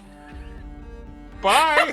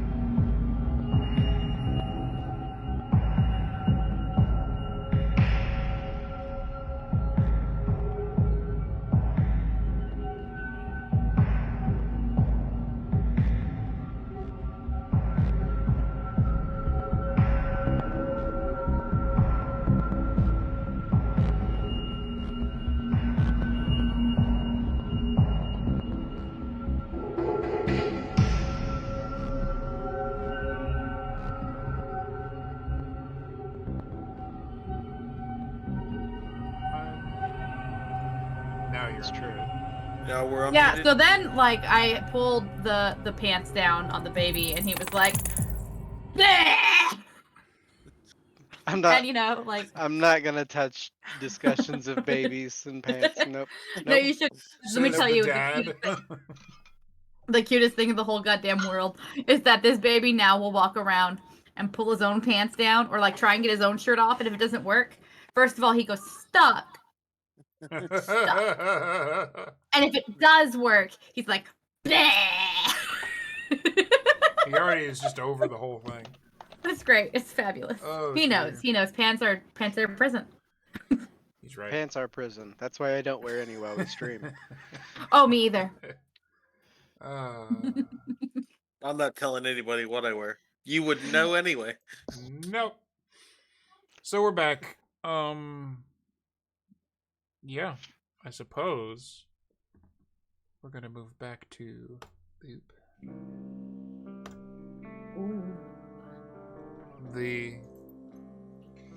I think we're past a meeting. I think we're more at a coronation now. My adoring public. Hello.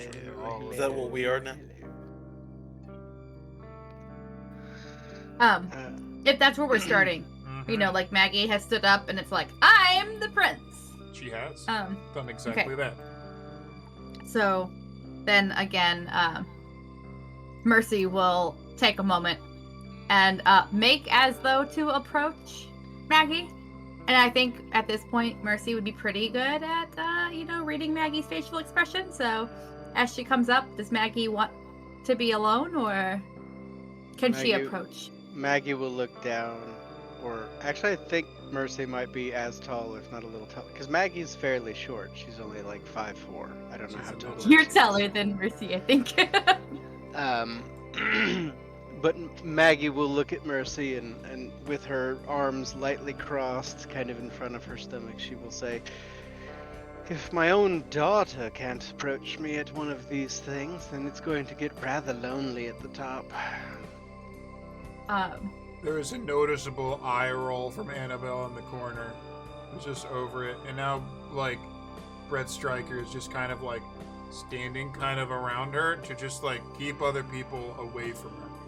That's a Oh. good choice, because It's going to if be a Mercy- thing here in a does minute. Mercy know? Does Mercy notice? Aw, this? Okay, so yeah, wits and awareness, I guess. Awareness and wits. Mercy will start a fight. Oh. But Mercy will take it outside first, because this isn't Elysium. This is Very from true. Elysium. Yep. I'm sorry, awareness is in the middle row? No, on the bottom. Okay. Where are we at? What stats here? Oh, that'll be fine. That'll be absolutely fine. Okay, yep.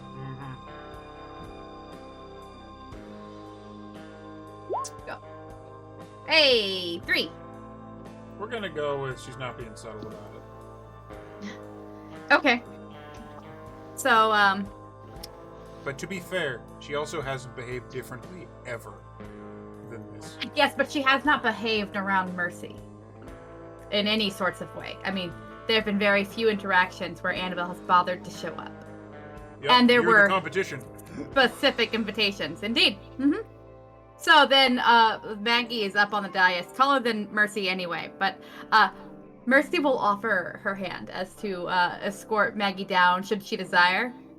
But if Maggie's staying, then you can pull her out. She'll take it and walk down the stairs with you. Great. Well then, so She's- Mercy will very, very, in her very best, this is what I do for a living, is, you know, make people look good, bring you down the stairs, and, like, present you to the crowd. And then she will look at Annabelle. Right? Yeah? And then Annabelle- she will scoop you into a hug. No, fuck Annabelle. She doesn't get to have a response. She's going to bring her down the stairs. And then she's going to look. And then she's going to hug her mommy.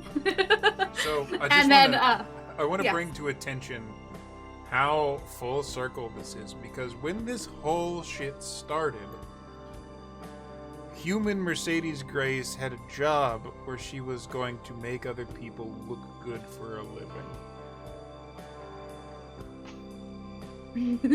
Just saying. I mean, she made Ballard look at something, but mostly a grave, I think, in the end. Yep. she has big friends now. Yep. As you if you give Maggie a hug, she's going to whisper into your ear. We will have to address the issue of your friend Ava in the nights to come. Without missing a beat, because Maggie has already been like, let's find her a fucking island. Mercy will step back.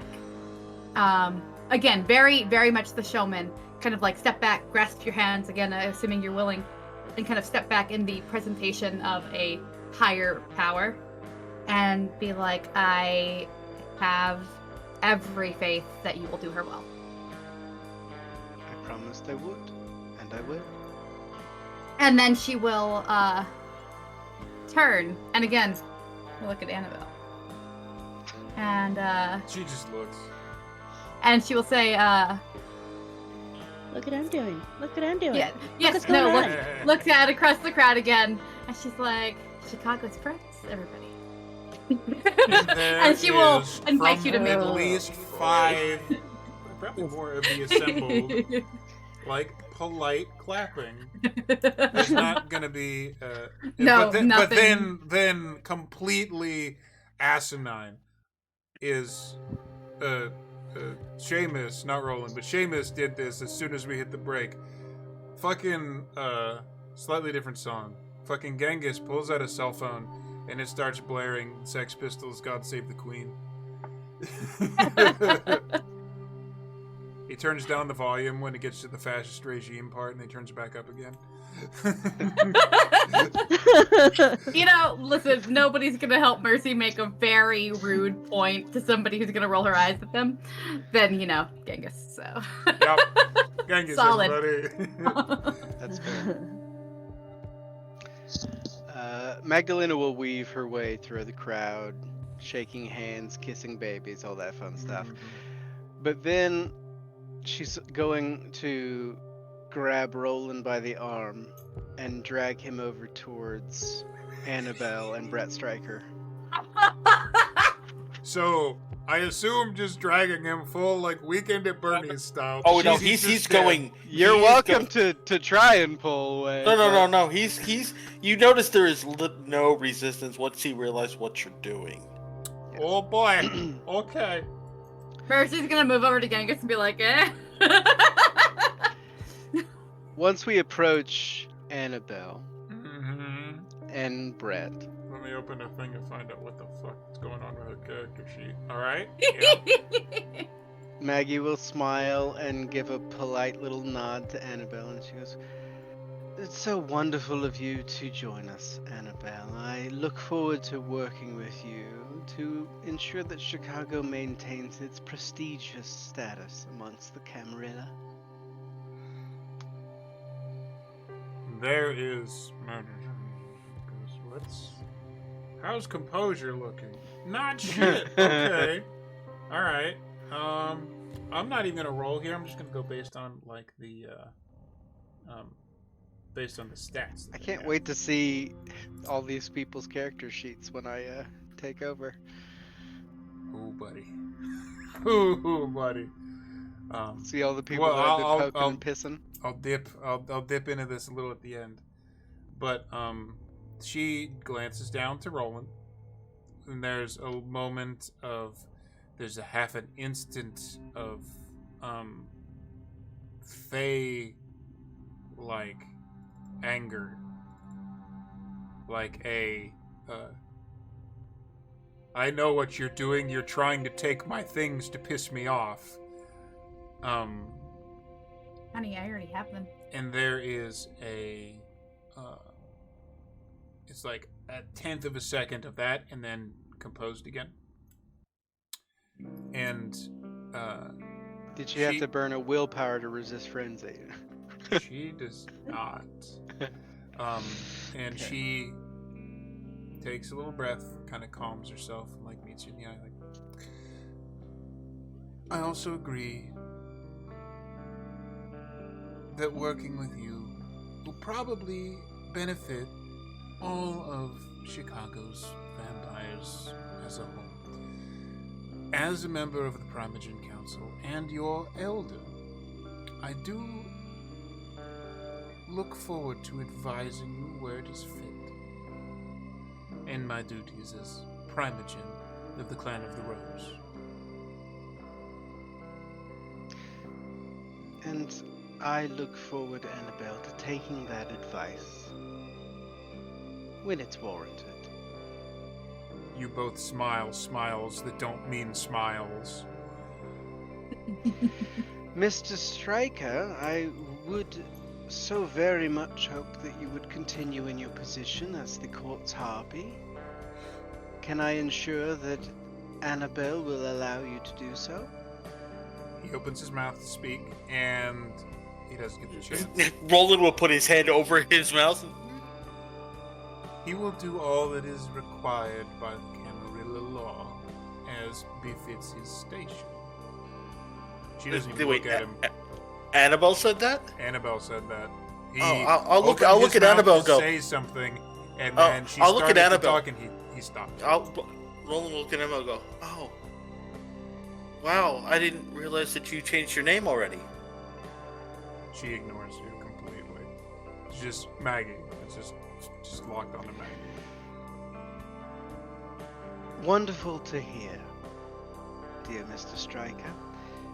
For the first note that I would have you take under my reign, please let the court know, and let it be known to the court, that young Master Roland here has earned 3 boons from the Prince of Chicago, as well as those in my coterie. He doesn't say any words, but he does reach into like his coat and pulls out this like really nice looking like red leather bound journal. He pulls out like it's expensive looking fountain pen, and he just kind of like nods and then starts writing as you're speaking. Annabelle has no reaction and looks like she's bored already, and there's like a little quiet, oh, excuse me, and like starts walking away. Maggie will reach out and grab Annabelle's arm. It's very poised. She stops. There's like a little freeze frame, and she just turns and looks her in the eye again. Do enjoy your night, dear. I only wish for you to have the best time. And you. I hope you find your reign productive. I'm sure it will be. And quite long, I'm sure. And she lowers her head and bows a little bit, just a little bit at the waist, and attempts to disengage with your arm and back up and basically I'll let her head for go. the door. Okay. Yeah, I'll let her go. Brett Stryker has official Move, duties. get out He's the way. staying here. Once Annabelle has left completely, Uh-huh. Maggie will regard Brett Stryker, Mm-hmm. and he will say, I know you have loyalties, dear. And I know that you are acting in an official capacity. But I would hope that around me, just me, you loosen your belt a little bit. I'm not as staunchy as the prince before. Raises an eyebrow at that, and he has... Guy's got like a little bit of like... kind of a little bit of rock star swagger when she's not around. So he gives like little suggestive eyebrow at that. I'm sure that Roland could corroborate, but I'm not as ruthless as I come across all the time. Well, I'm glad to hear that.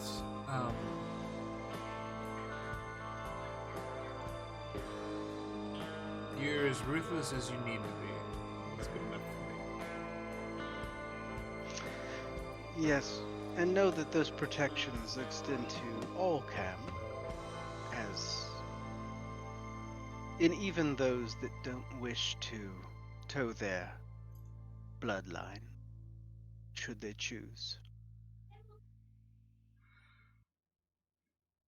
So, just for clarification, does this imply, um, kind of like in the olden days, that the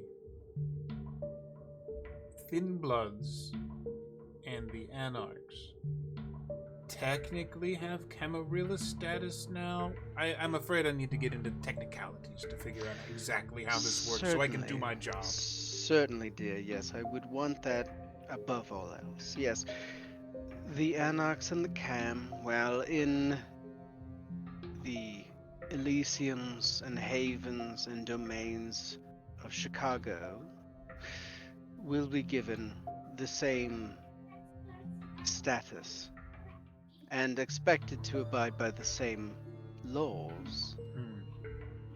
So, that is very ordinary. That is good. The laws of Elysium are not changing. Good. No. How about out from under those protective roofs? How does that work?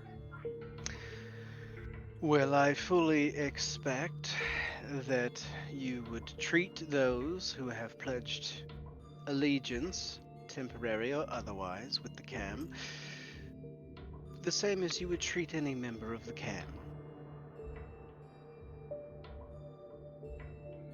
There's a wide range on that.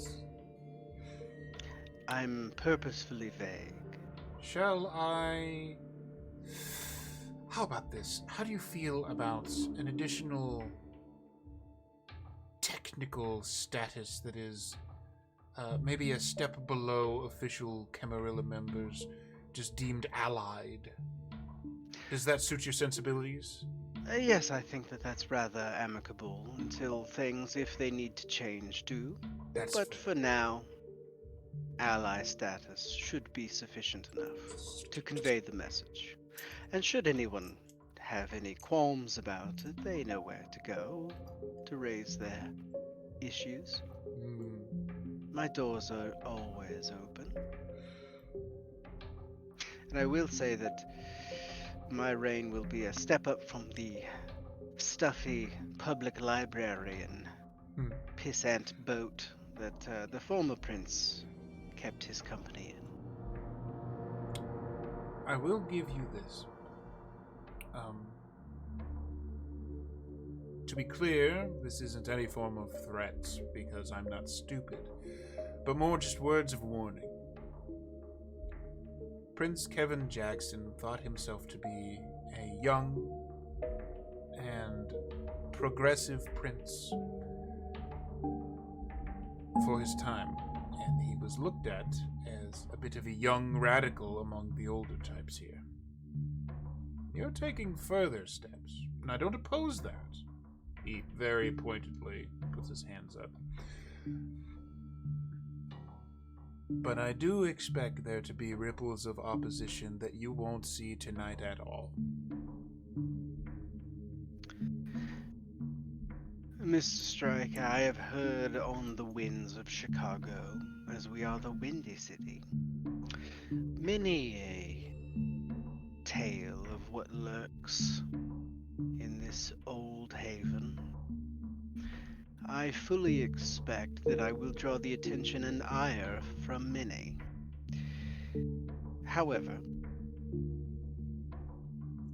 Mr. Jackson felt, I believe,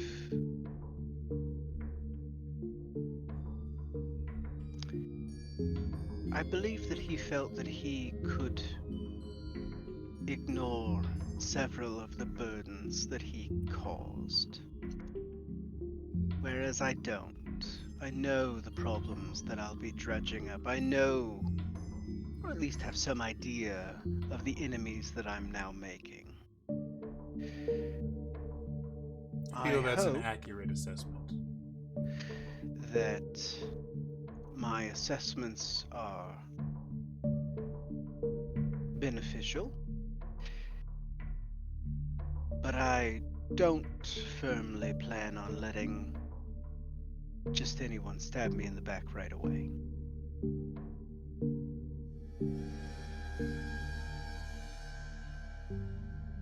Between you and me, I think you have your head screwed on in the right way to do what a prince needs to do. I think that as much as the old traditions have served and the old ways have been beneficial for us, and though I am a product of them in my own way, it is irrefutable that we cannot change and expect to survive in the nights to come. And I am not stupid and short-sighted. My That's true. many years have taught me better. That's true. Unless you have any other declarations of state that I need to make a mark of, I would enjoy leaving this evening, but I would bid you one last parting, I want to say, word of wisdom. Far be it from me to give you advice on who you wish to throw shade upon, as the mortals say these days. She's scary, he says, obviously talking about who you think he's talking about. And he takes a little bit of a step forward, lowering his voice so that other people around have a harder time hearing. She's not stupid either, and if what I know is correct, I think she's got 200 years on you. Watch your step. Not that you wouldn't already anyways, but she could be a problem. And I would very much like to help you make sure it's not one. I do appreciate the words, Mr. Striker. I too have the impression that she is not one to be trifled with. And though I do purposefully, occasionally, perhaps maybe a little bit poke, it is because a predator like that recognizes weakness above all, and I won't give her any. I also believe that you've read that situation well. I think you have little to feel fear from her politically, because I'm pretty sure that she would probably get bored of being prince within like a year. And She never struck me as the type. it's just too much for her to deal with. Too much trouble. Well, I'll keep the princess in her gilded cage for now. I do fully intend to accept her advice when it is worthwhile and That's warranted. wise. And I had always suspected that she had that amount of time on me. I'm not particularly old by our standards, though older than some. But there is an air about her, a way that she carries herself, that predators such as myself and her, you can see it. Mm-hmm. And I have not spent the amount of time that you have with her. Though, I also believe you, and take you, Mr. Striker, and your words of wisdom under great advisement as well. Then the last bit of wisdom to deal with her that I'll give you is probably, if you need to flatter her or make use of what she has to offer. One of the things I know the most of, besides her art scene, is her sway of the media. She has it. You would probably make her look good and feel good if you asked her to do something that she knew she was good at. Duly noted. If there's nothing else, and the nice red You book are closes. free to go. He bows, like, very formally, and goes, "Oh, thank God," and actually says it, and disengages from the whole conversation and goes out the door. Maggie Mr. then. Stryker. Oh, Jesus. Poor bastard. Poor bastard. He covers it well, but he's like, Mercy will move to him. And make as though to take his arm or to offer her own. He just To walk him out. He just reflexively goes with it as a Great. toreador. She'll pat his hand on her arm and say, I think we should talk about parties and the party scene here. Oh no, he says as they walk. They walk off camera. Oh no. On that note, Roland will look at Maggie and go, "So you intend to antagonize her as well?" I intend to make her aware that I'm not as much of a pushover as she likes to believe everyone is. But also, I'd like to make her acutely aware of the fact that I don't want her fucking with you. At least, unsanctioned fucking with you. I mean, appreciate that, but I attempted to make peace. She ignored. And then she proceeds to try and weasel her way into Grace's purely based on the fact that we are the same clan. I don't respond well to being used in that nature. I understand that very much. I hope that in these nights to come, as I will have to take a more removed role from the nights, that I can ensure DJ Doulahan plays Club Nova on occasion and continues up the wonderful streak of entertaining the nightlife of Chicago.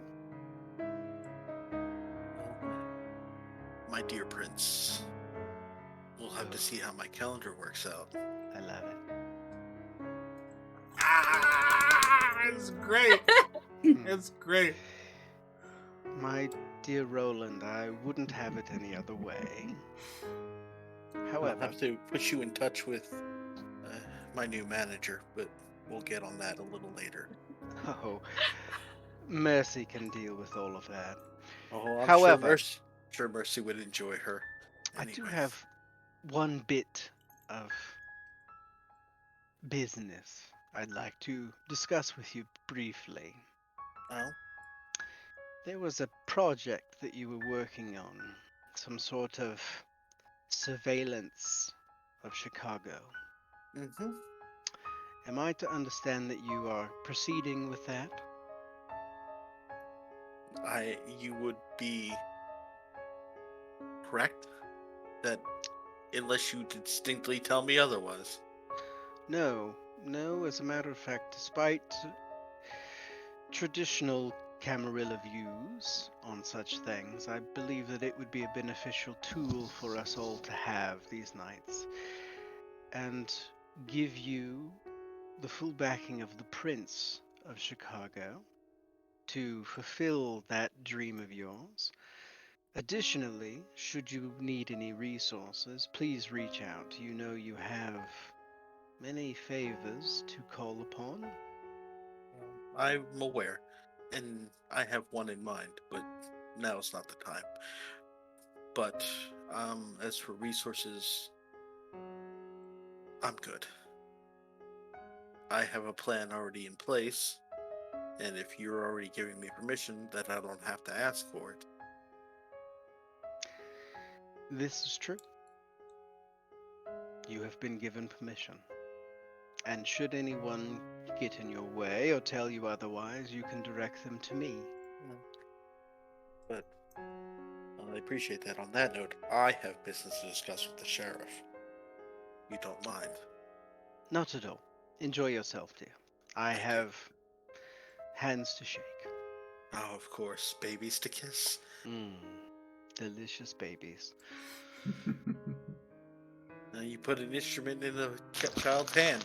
They eventually grow up to be a musician. That's true. Some say it's in their blood from birth. One way to find Alec, out. there's a that is the philosophy of the universe, isn't it? Nature versus nurture. I've heard arguments for both.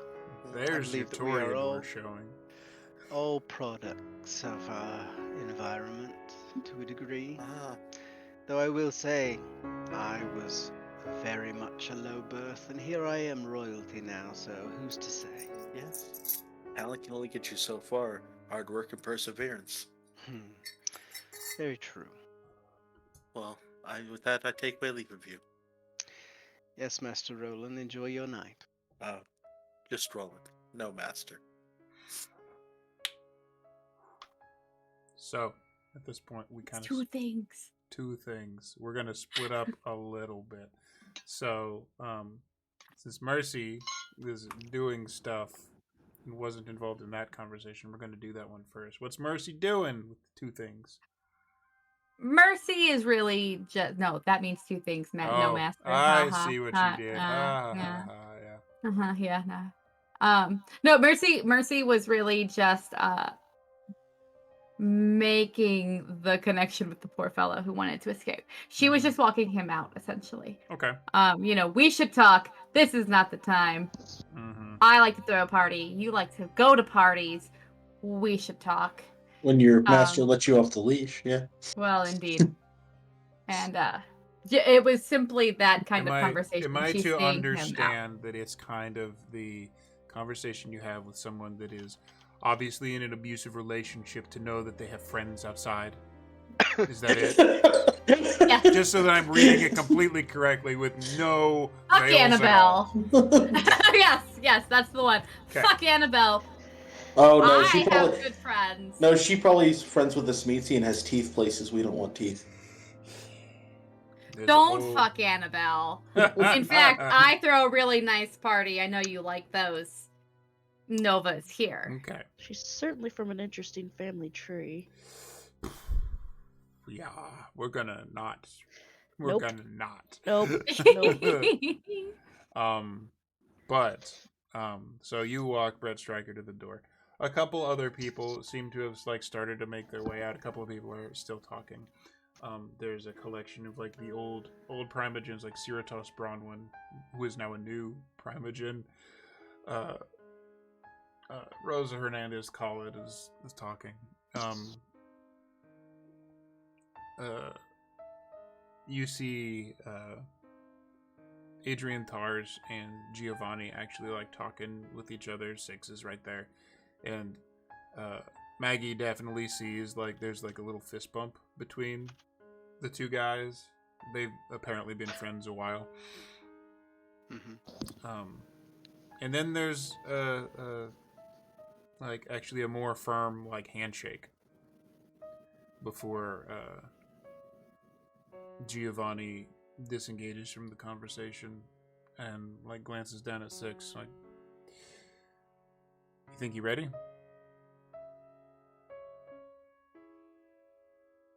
Asking Six. If not now, then when? Good point. And the two of them will make their way over to Maggie.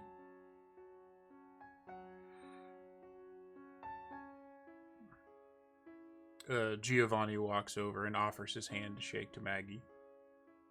Congratulations. Maggie will return the shake and say, "Well, of course, dear. I wouldn't have done it without the support of those like you. And I did promise you I'd give you a seat." That's actually what I wanted to talk to you about. You see, as it turns out, I might be leaving town shortly. The short version is, prior to the big family reunion that I spoke of, then Clan Giovanni had mostly pulled out of Chicago. After our family reunion, I stopped back in to see how the interests were going. Make sure everything wasn't just going to circle the drain and just be picked up by whatever vultures decided to grab at them. The medical sector, things of that nature. But there seems to be more fun going on in the family, so I'm going to be heading back towards good old Roma soon. It's been a bit. The both of us have things to take care of that way. He nods at 6. Well, I do very much hate to see that you have things to attend to outside of Chicago. But your seat will always be here, should you choose it, and should I retain my status. Sorry, Kitty, distracted. Kitty's the best.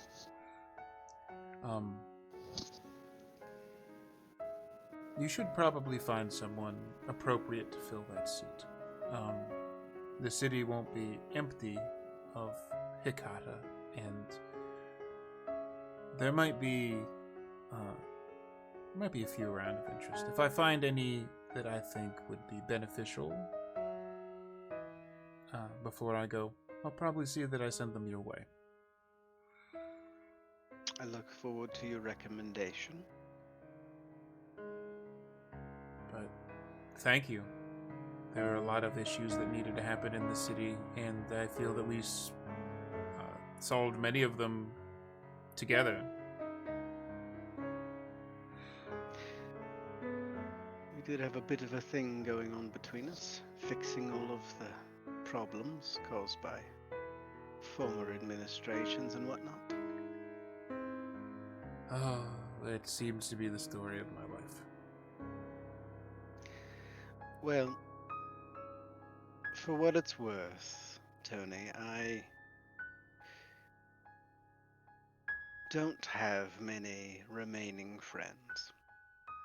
And these nights, especially recently, I've looked at you as one, and hope that you sincerely feel the same.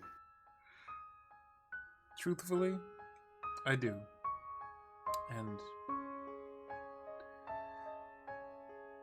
it's hard to find these nights, but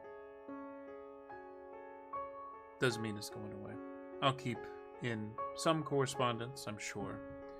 And if you need anything of an administrative level, I would tell you that I very much trust the primogenitor of Clan La Sombra with my life. We've been through a lot of shit together, and he is a brother. Mr. Tars and I see very frequently eye to eye, despite the fact that he's much taller than me, but that's besides the point. If he suggests something, he has very close to the same judgment as I. Maybe a little different leaning in a religious bent, but that's here nor there.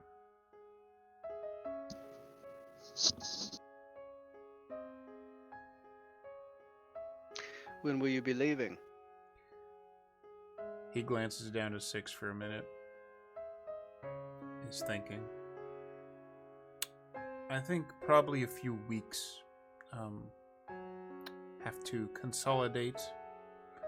Have to ensure that when I leave, there's not going to be a rampant power vacuum. Just a few loose ends to tie up before we go. Well, if you need help with any of those loose ends or a big pair of scissors, please let me know. I do. He glances over at the Primogen that are talking. I do have a parting gift for you, but this is awful public, and I don't know if I'll be able to give it to you in person, but let's just say keep your eye on your mailbox. Will do. A little bit of advice, I hope. And mostly, it's been a pleasure and good luck, Prince. And he bows at the waist in that way where he keeps his eyes on you as he does so. It's a cat belly. Oh, umph.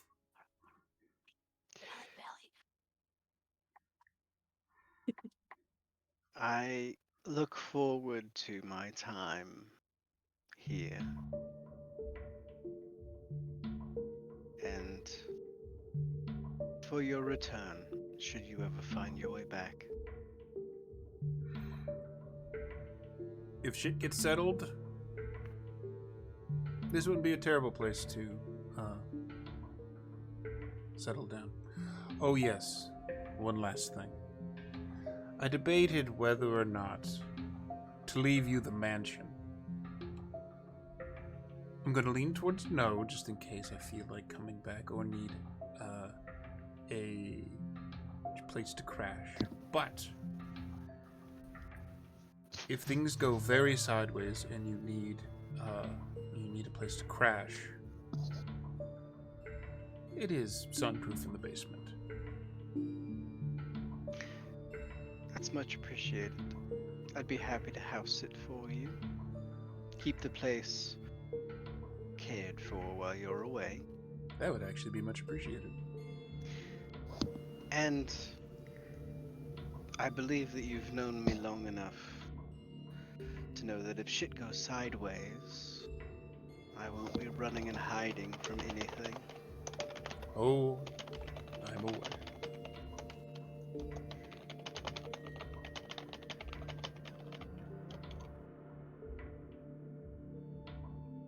Well, I suppose, and he glances down at 6 again, I'll leave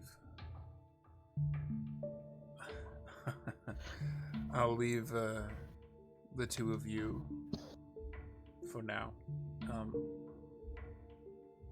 Goodbye suck, and I don't want to hover the whole time, so thank you, Maggie.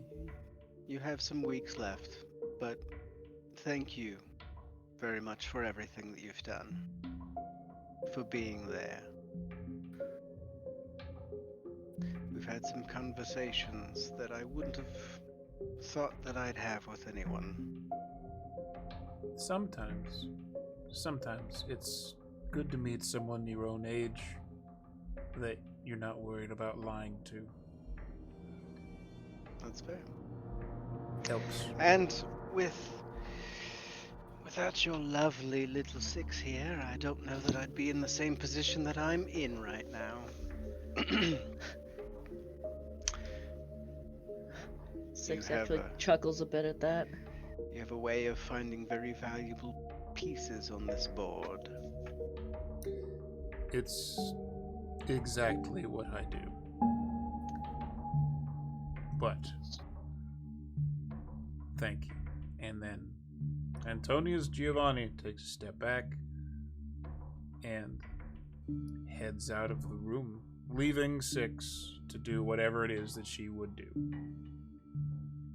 And for if Mercy has returned at this point, then the full coterie is together for one last bit before the party is going to go whatever direction it's going to go.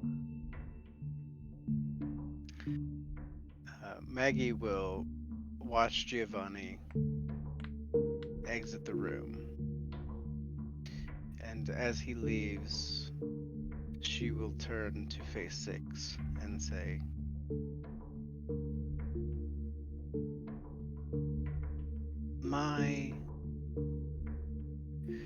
truly my deepest appreciations for all of the assistance, all of the aid, and everything that you have provided these nights. I truly don't know if I'd be in the position I'm in had it not been for you. And for what it's worth, you obviously have earned favors here with this new government. But on a more personal note, you have earned my respect more than many.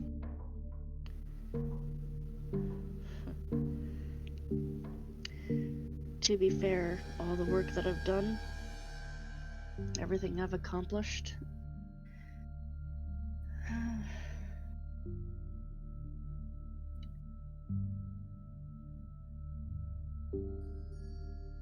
just think of it as my way of atoning for a few things. Cryptic as always, I love it. I have nothing to hide from you. Well, I don't know why you would do it for me. If you're atoning for something, I'm certainly not one to warrant such things. But I'd appreciate it nevertheless. Well, I wouldn't have gotten my shiny new gun without you. Yes, I will hate to see that go. That's been a useful tool. But not as beneficial as the person that wields it. For many reasons.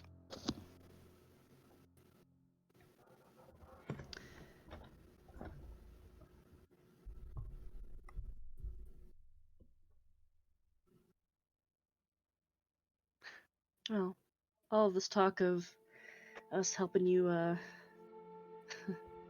get to your chair, just don't disappoint us. I don't intend to disappoint. And if I'm honest, that chair, now that I'm in it, seems small. I think I might set my sights on something larger, grander. There's the Magdalene I know.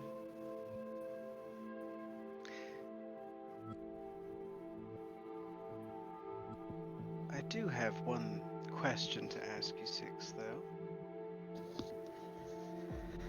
Feel free to answer truthfully or not. I don't mind either way. I just feel that I need to ask it. Alright.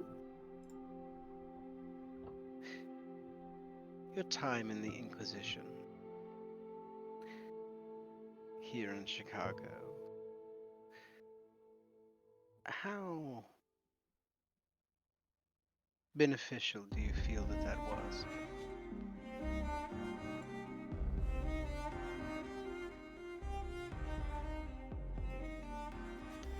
Six kind of narrows her eyes a bit. She looks at Maggie's face.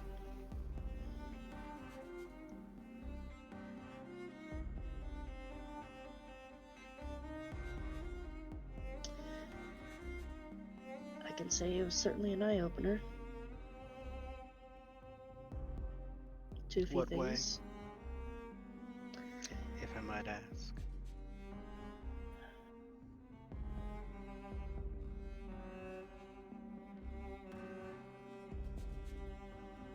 You have a unique perspective, having come from that side to this one.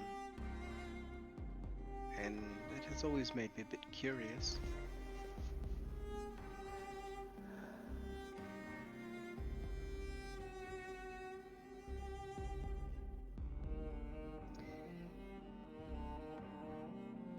Not to sound wishy-washy or anything of that sort. I think I found more purpose and kindness among kindred than I did humans. You know, that's probably why I've always felt a kindred spirit with you, dear. I couldn't agree more. One final thing to dredge up the past. As I am in this new role and dealing with the problems of Chicago, how much of a threat do you think the Inquisition is? Moving forward, your professional assessment.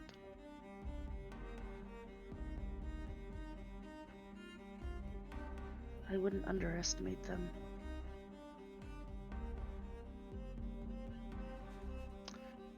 And that was my idea.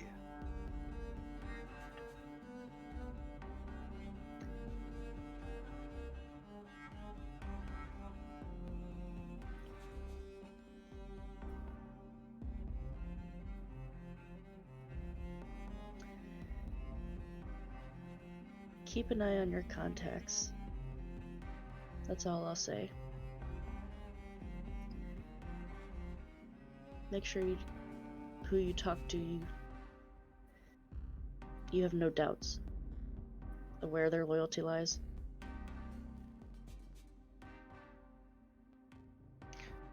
Very sound advice.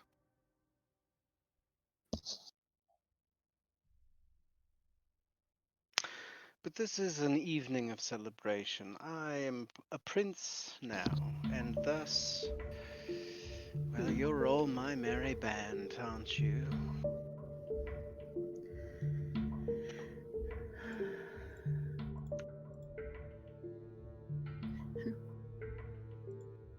6 glances around at the other coterie members. Well, merry is a loose term, but okay. Band is also a loose term. Shut up, Seamus. You like us. Roland. Shut up, Roland. You like us. No, I'm saying band is loose because I know I can play an instrument, but Well, I play an instrument, but only in close quarters.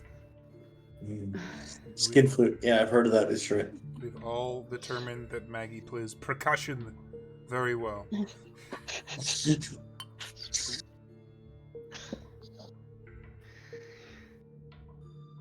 Well, it's been lovely. It's been very fun. I will hate to see you go, Six, but I wish you all the best in your travels with Tony and dealing with the mess of your family. I understand what that's like. You? No, you would. No. Maggie glances at Mercy and then goes, "Oh yes, and where's your sister? Run off again, as per usual. Quite fast, also, I should say." She was quite fast, quite effective, and what more could you ask for in sister or daughter, perhaps? She is useful, and she helped me realize that there were a lot of my old ways that I should reevaluate. She did seem to keep you in line. Maybe I'll pick up that mantle for her. I wouldn't recommend it.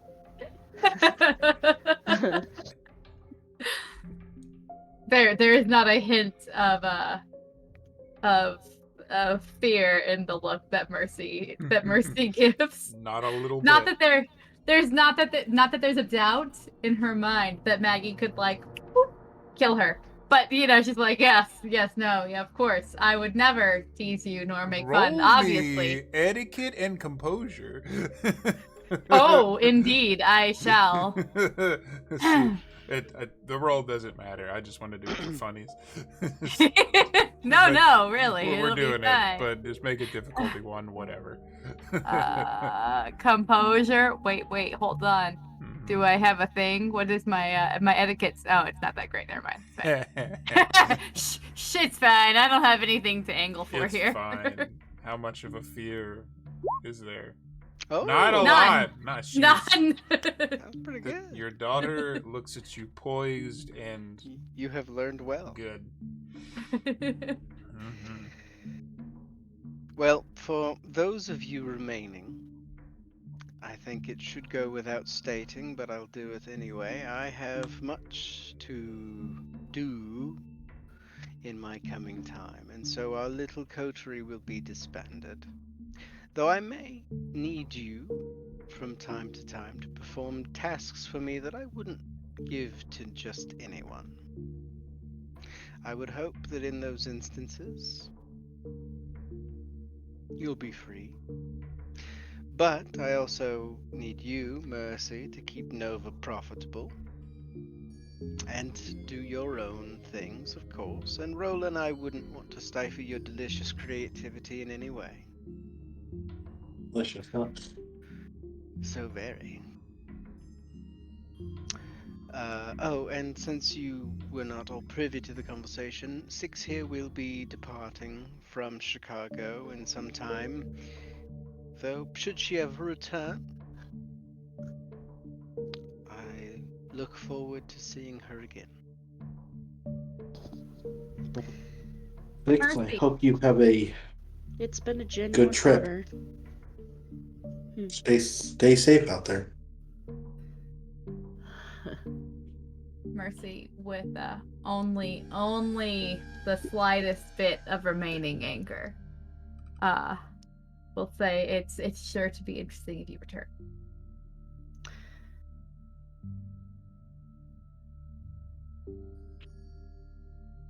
Just a little. She's not trying to be a bitch about it. She's just not over this threat that was made. Oh, the one Six made to Yeah. Mercy's still Ava's fine now. She's not in danger anymore. But Mercy, she's kind of a stickler for those things. So just a Oh, little bit. you're going to be a delicious stew by the time I get back, honey. Sit there and burn. Oh, let's see. A meal of my own making. Okay, Sheriff Damien, question. I really like. That wasn't said out loud, by the way. Oh. I want it to be. I want it to be. A meal of my making. As Roland does break away to talk to Sheriff Damien, so he lowers his head a little bit to talk to Roland. Like, so she's cool with it. What? The whole the idea the shit Yeah, you got planned. Yeah. Okay, fuck, we're Yeah. doing it. All right. We need this shit to go. Our band's gonna be killer. So on a different unrelated topic of conversation, how would you feel about making me a deputy? See, that's the. I was already kind of thinking of doing it anyways, but two things. The not fun part, full disclosure. I like deputy better. Jackson called them hounds. Don't know why. Because that is a traditional name. Yeah. But I like deputy better. And we lost one in this Sabat shit. Alexis Santos. She was a scary motherfucker. Man. I unfortunately am not as scary You scary in a But- different way, man. as I was going to say. I don't bring physical combat so much as in tactical information. That's what wins shit. As far as I'm concerned, I mean, pending Prince approval and Harpy writing some bullshit down on a piece of paper that I'll never fucking see. That's cool with me. Maggie over her shoulder goes, "It's done. He's approved. He can See be that? whatever he Look wants how to be." low the bureaucracy is now. This shit is nice. That's number one. Number two, there's a condition. Oh, We're actually gonna jam at some fucking point. oh yeah, anytime. Only if it's exclusively at Nova. Sorry. Still listening. Apologies. Don't actually have a problem with that. That sounds fun. Oh, Ooh, don't I'll worry. make you a drink. I have light. The lights already set up. It'll be fantastic. Baby chorus together. We'll do some shit. We can get Oh. weird. We can do some of the weird experimental shit. So here's what I was thinking, and he'll just pull out a map. It's just been like in his like folded up in his pocket the whole time. Oh, You're just yeah, waiting to be like 100%. thump, thump. And so they go in and start discussing details. I mean, he'll start discussing it if anybody wants to listen out in the open. Yeah. What the plan is. His plan is to create actual drones that fly around select areas of the city on a regular occurrence, with cameras attached to them and RFID blockers. And they will, when they dock at home, they will transfer their video recordings back to a secure device that only certain people can get into. Are those machines bird-proof? I can replace them. It's fine. Oh, birds aren't real, dear. That's Oh fake. no! Oh no! I guess Someone's gonna Maggie confess is a her product of her flat Earth generation. shit next.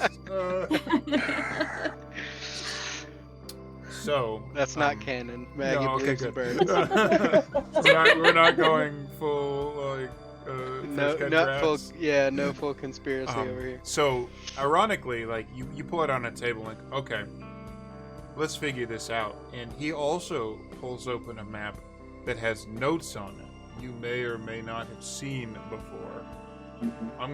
There's that, and this actually blows up pretty big, so I'm gonna do it for the sake of the audience. There's a lot of territories that we can play with here.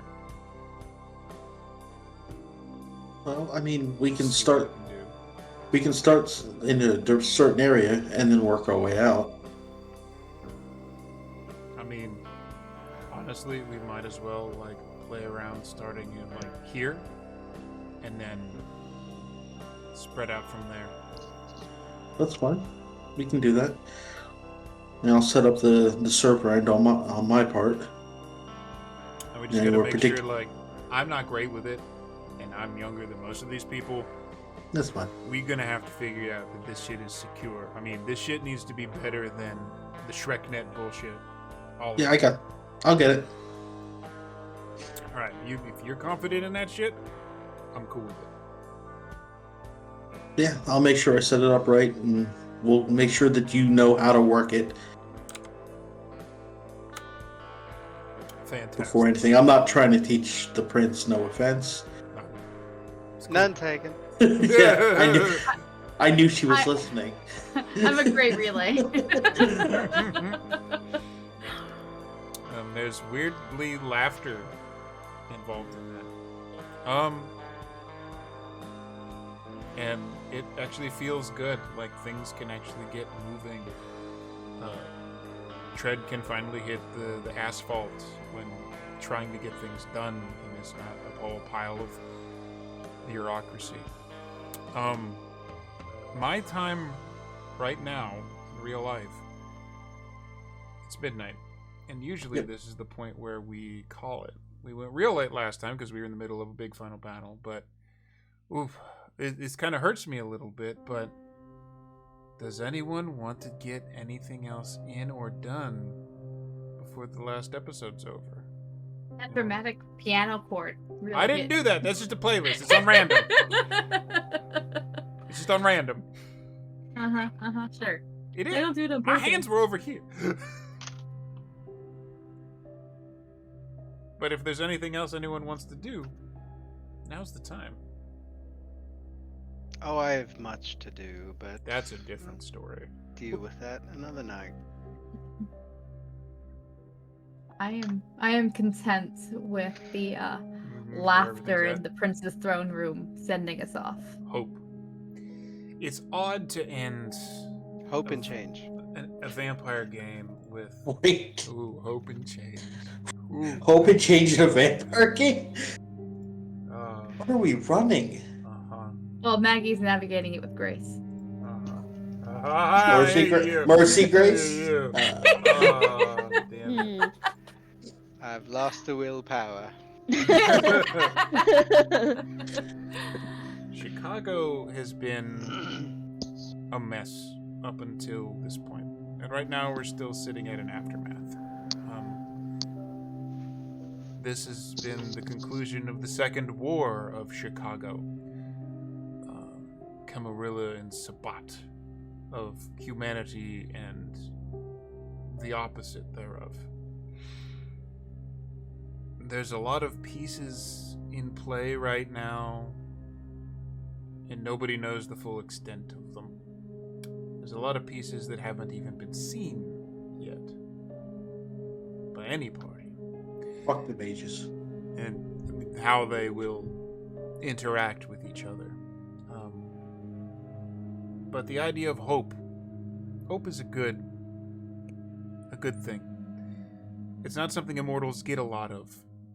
It's very easy to get caught up in the fact that being a vampire is really shitty and you're dead and you have to watch the living have life and all the things that go along with it.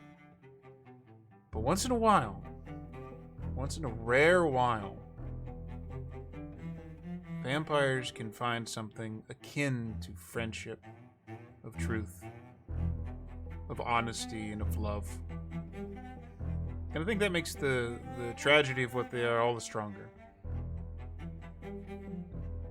So I think that might actually be where we end Raetog's Chicago by Night, with one more exception.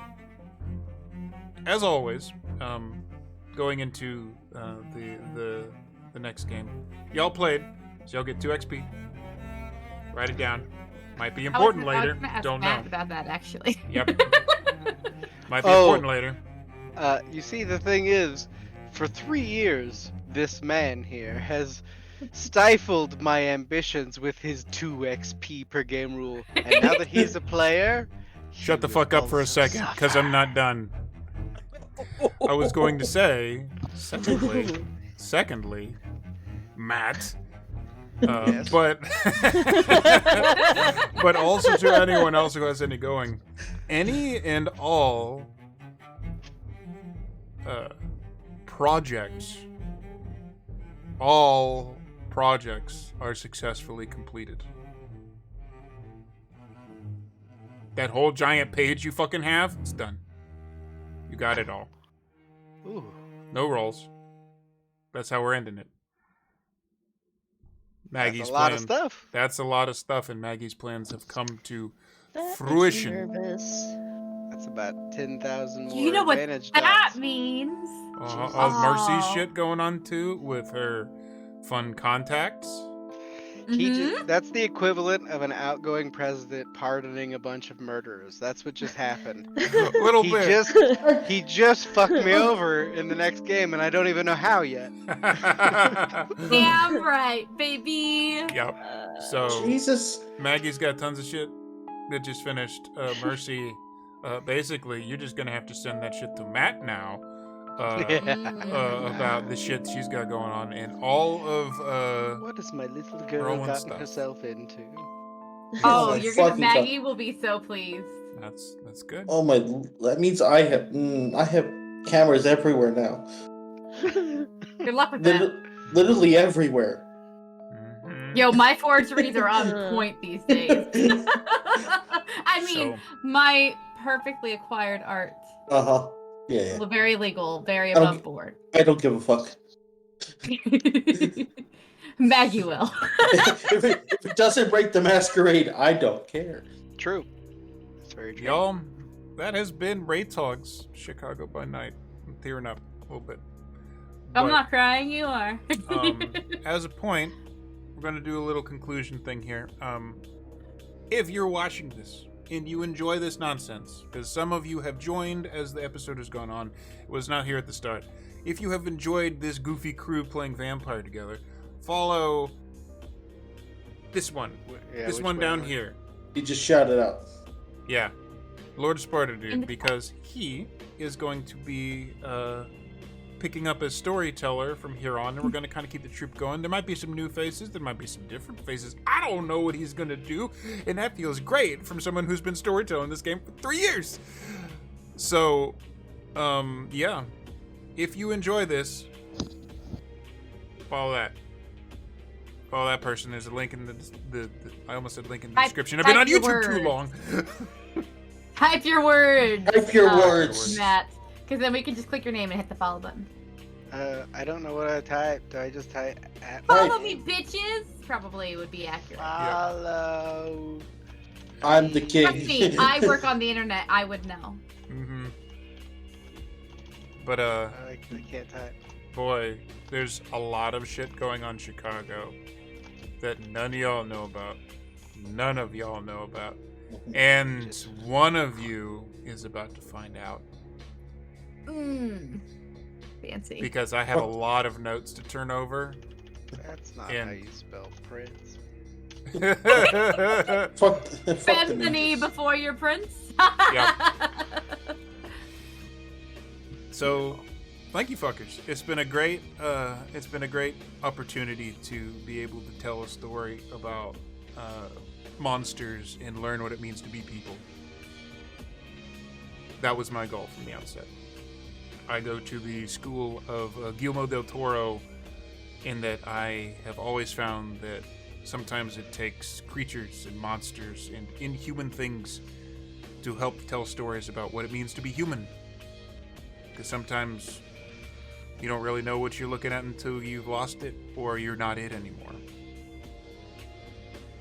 So yeah, thanks guys. And finally, I have these profiles that we barely ever use, so we're going to do it. So while we're talking about everybody go follow, if some random person has just watched this last episode and has no idea who you are, Oh Prince and new storyteller, tell us who you are Well, see, and there's who not you've been enough- playing. You don't have enough little discipline dots up there anymore, and Yeah, actually it's wrong there's now because there's you a lot fucked things up missing last now. episode and there's not enough room now. I played the lovely Magdalena Masters for 3 years, a character that helped me overcome some things that I didn't even know I was dealing with, and was a comforting voice in my head, you could say, for these past few years. One of my all-time favorite characters. No, I don't know of if you all can time. tell, guys. And I can't imagine that it would have been as wonderful or as entertaining had it not been under the storyteller that it was, Mr. Raetog. And I look forward to causing you now, because I will stream the next version of this, public dismay, as I've privately caused you dismay in my games before. Because D&D games are Now- brutal. The world will get to see, for better or worse, what a storyteller of my leaning might bring to these stories of monsters that you so eloquently placed before us.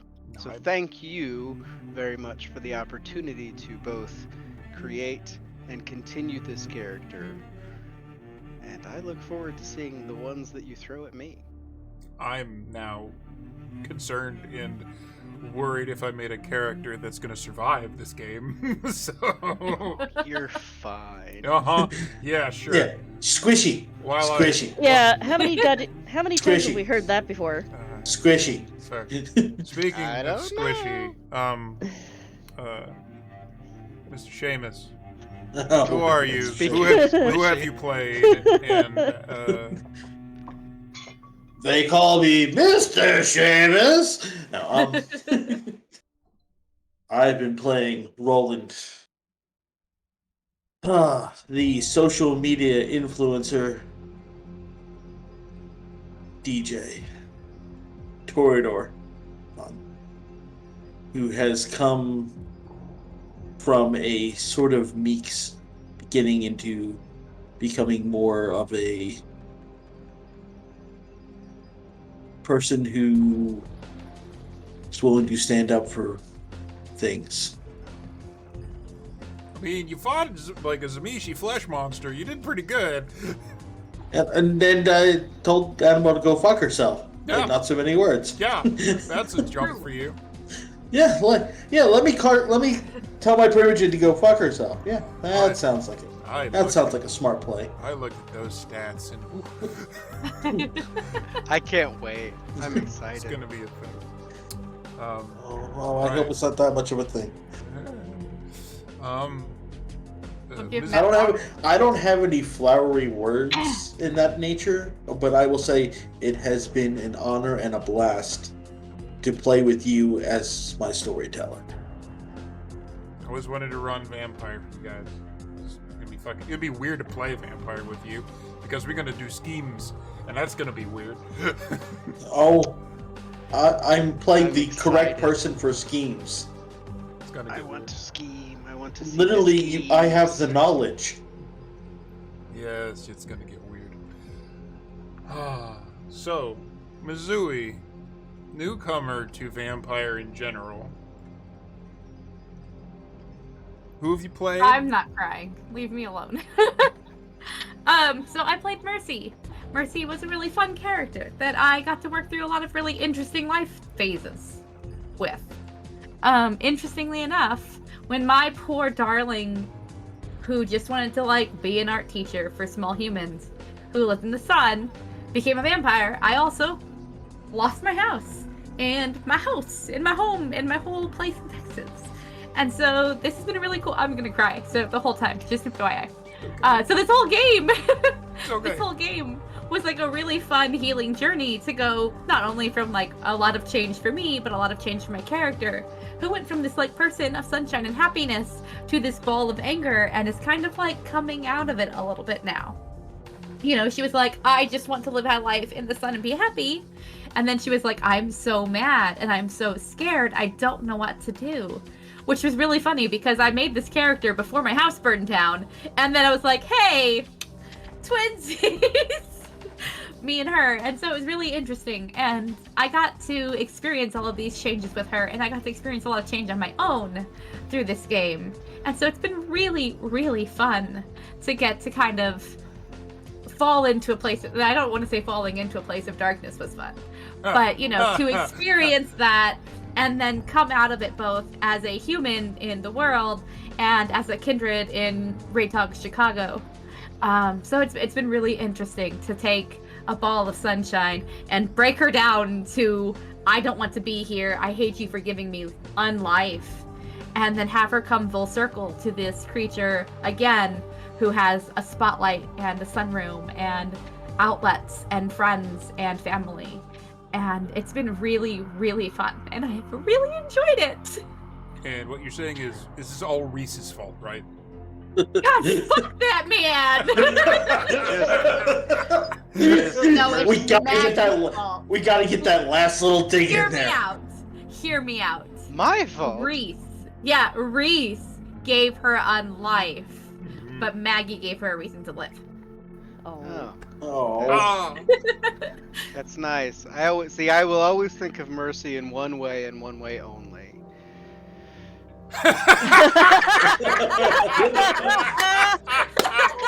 Let me help you.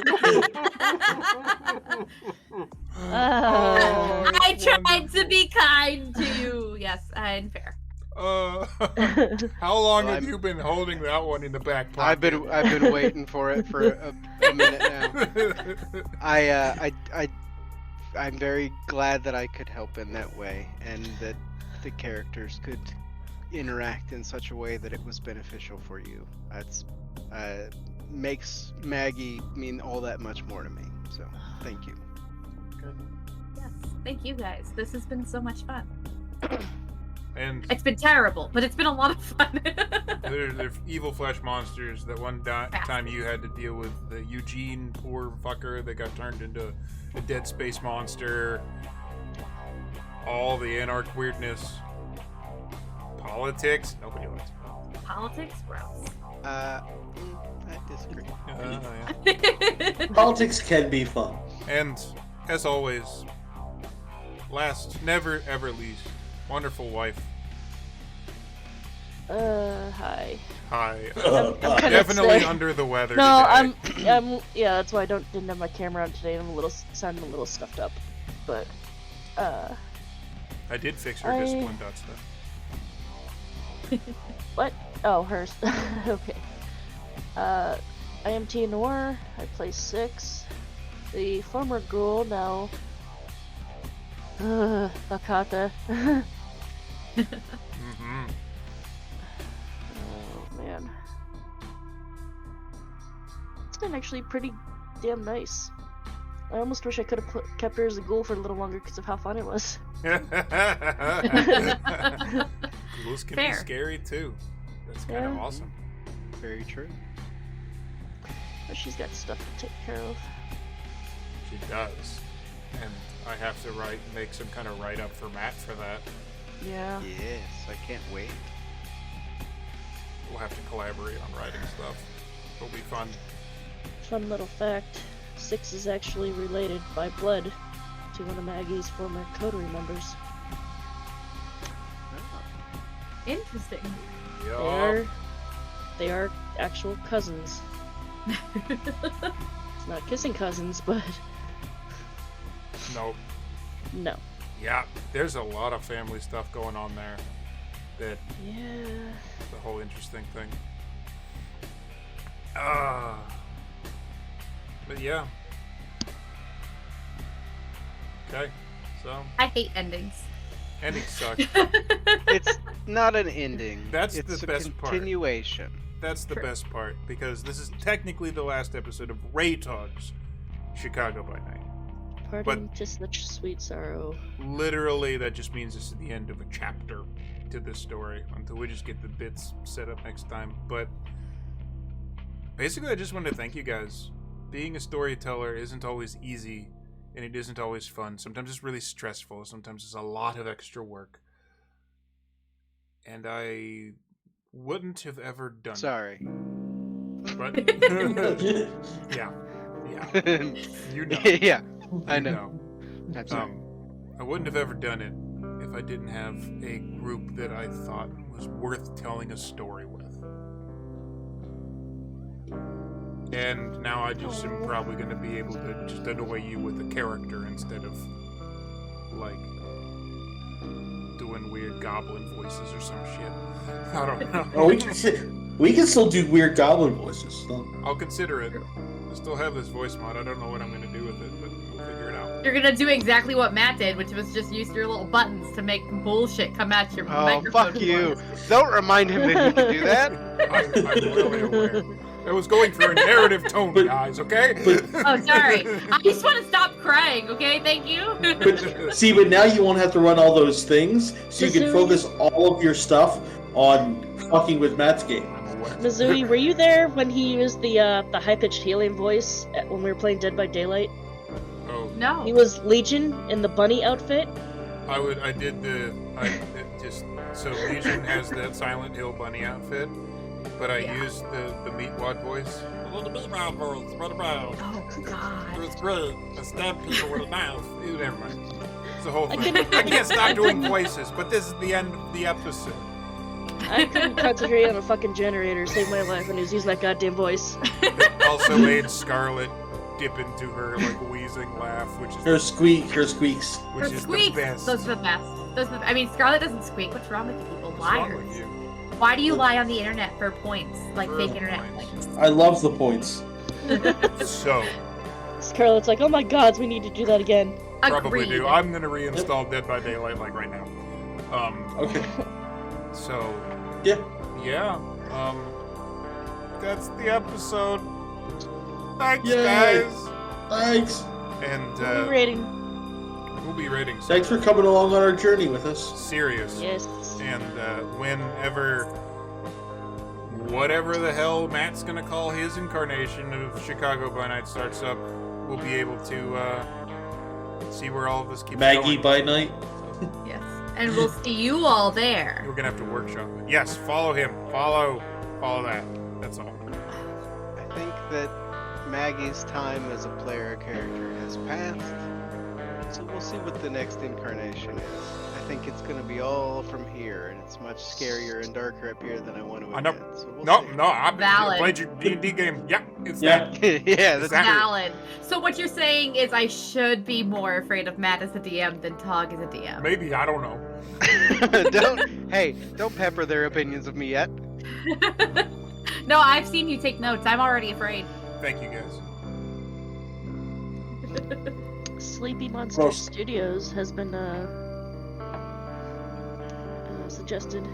Okay. Scarlet. Excuse me.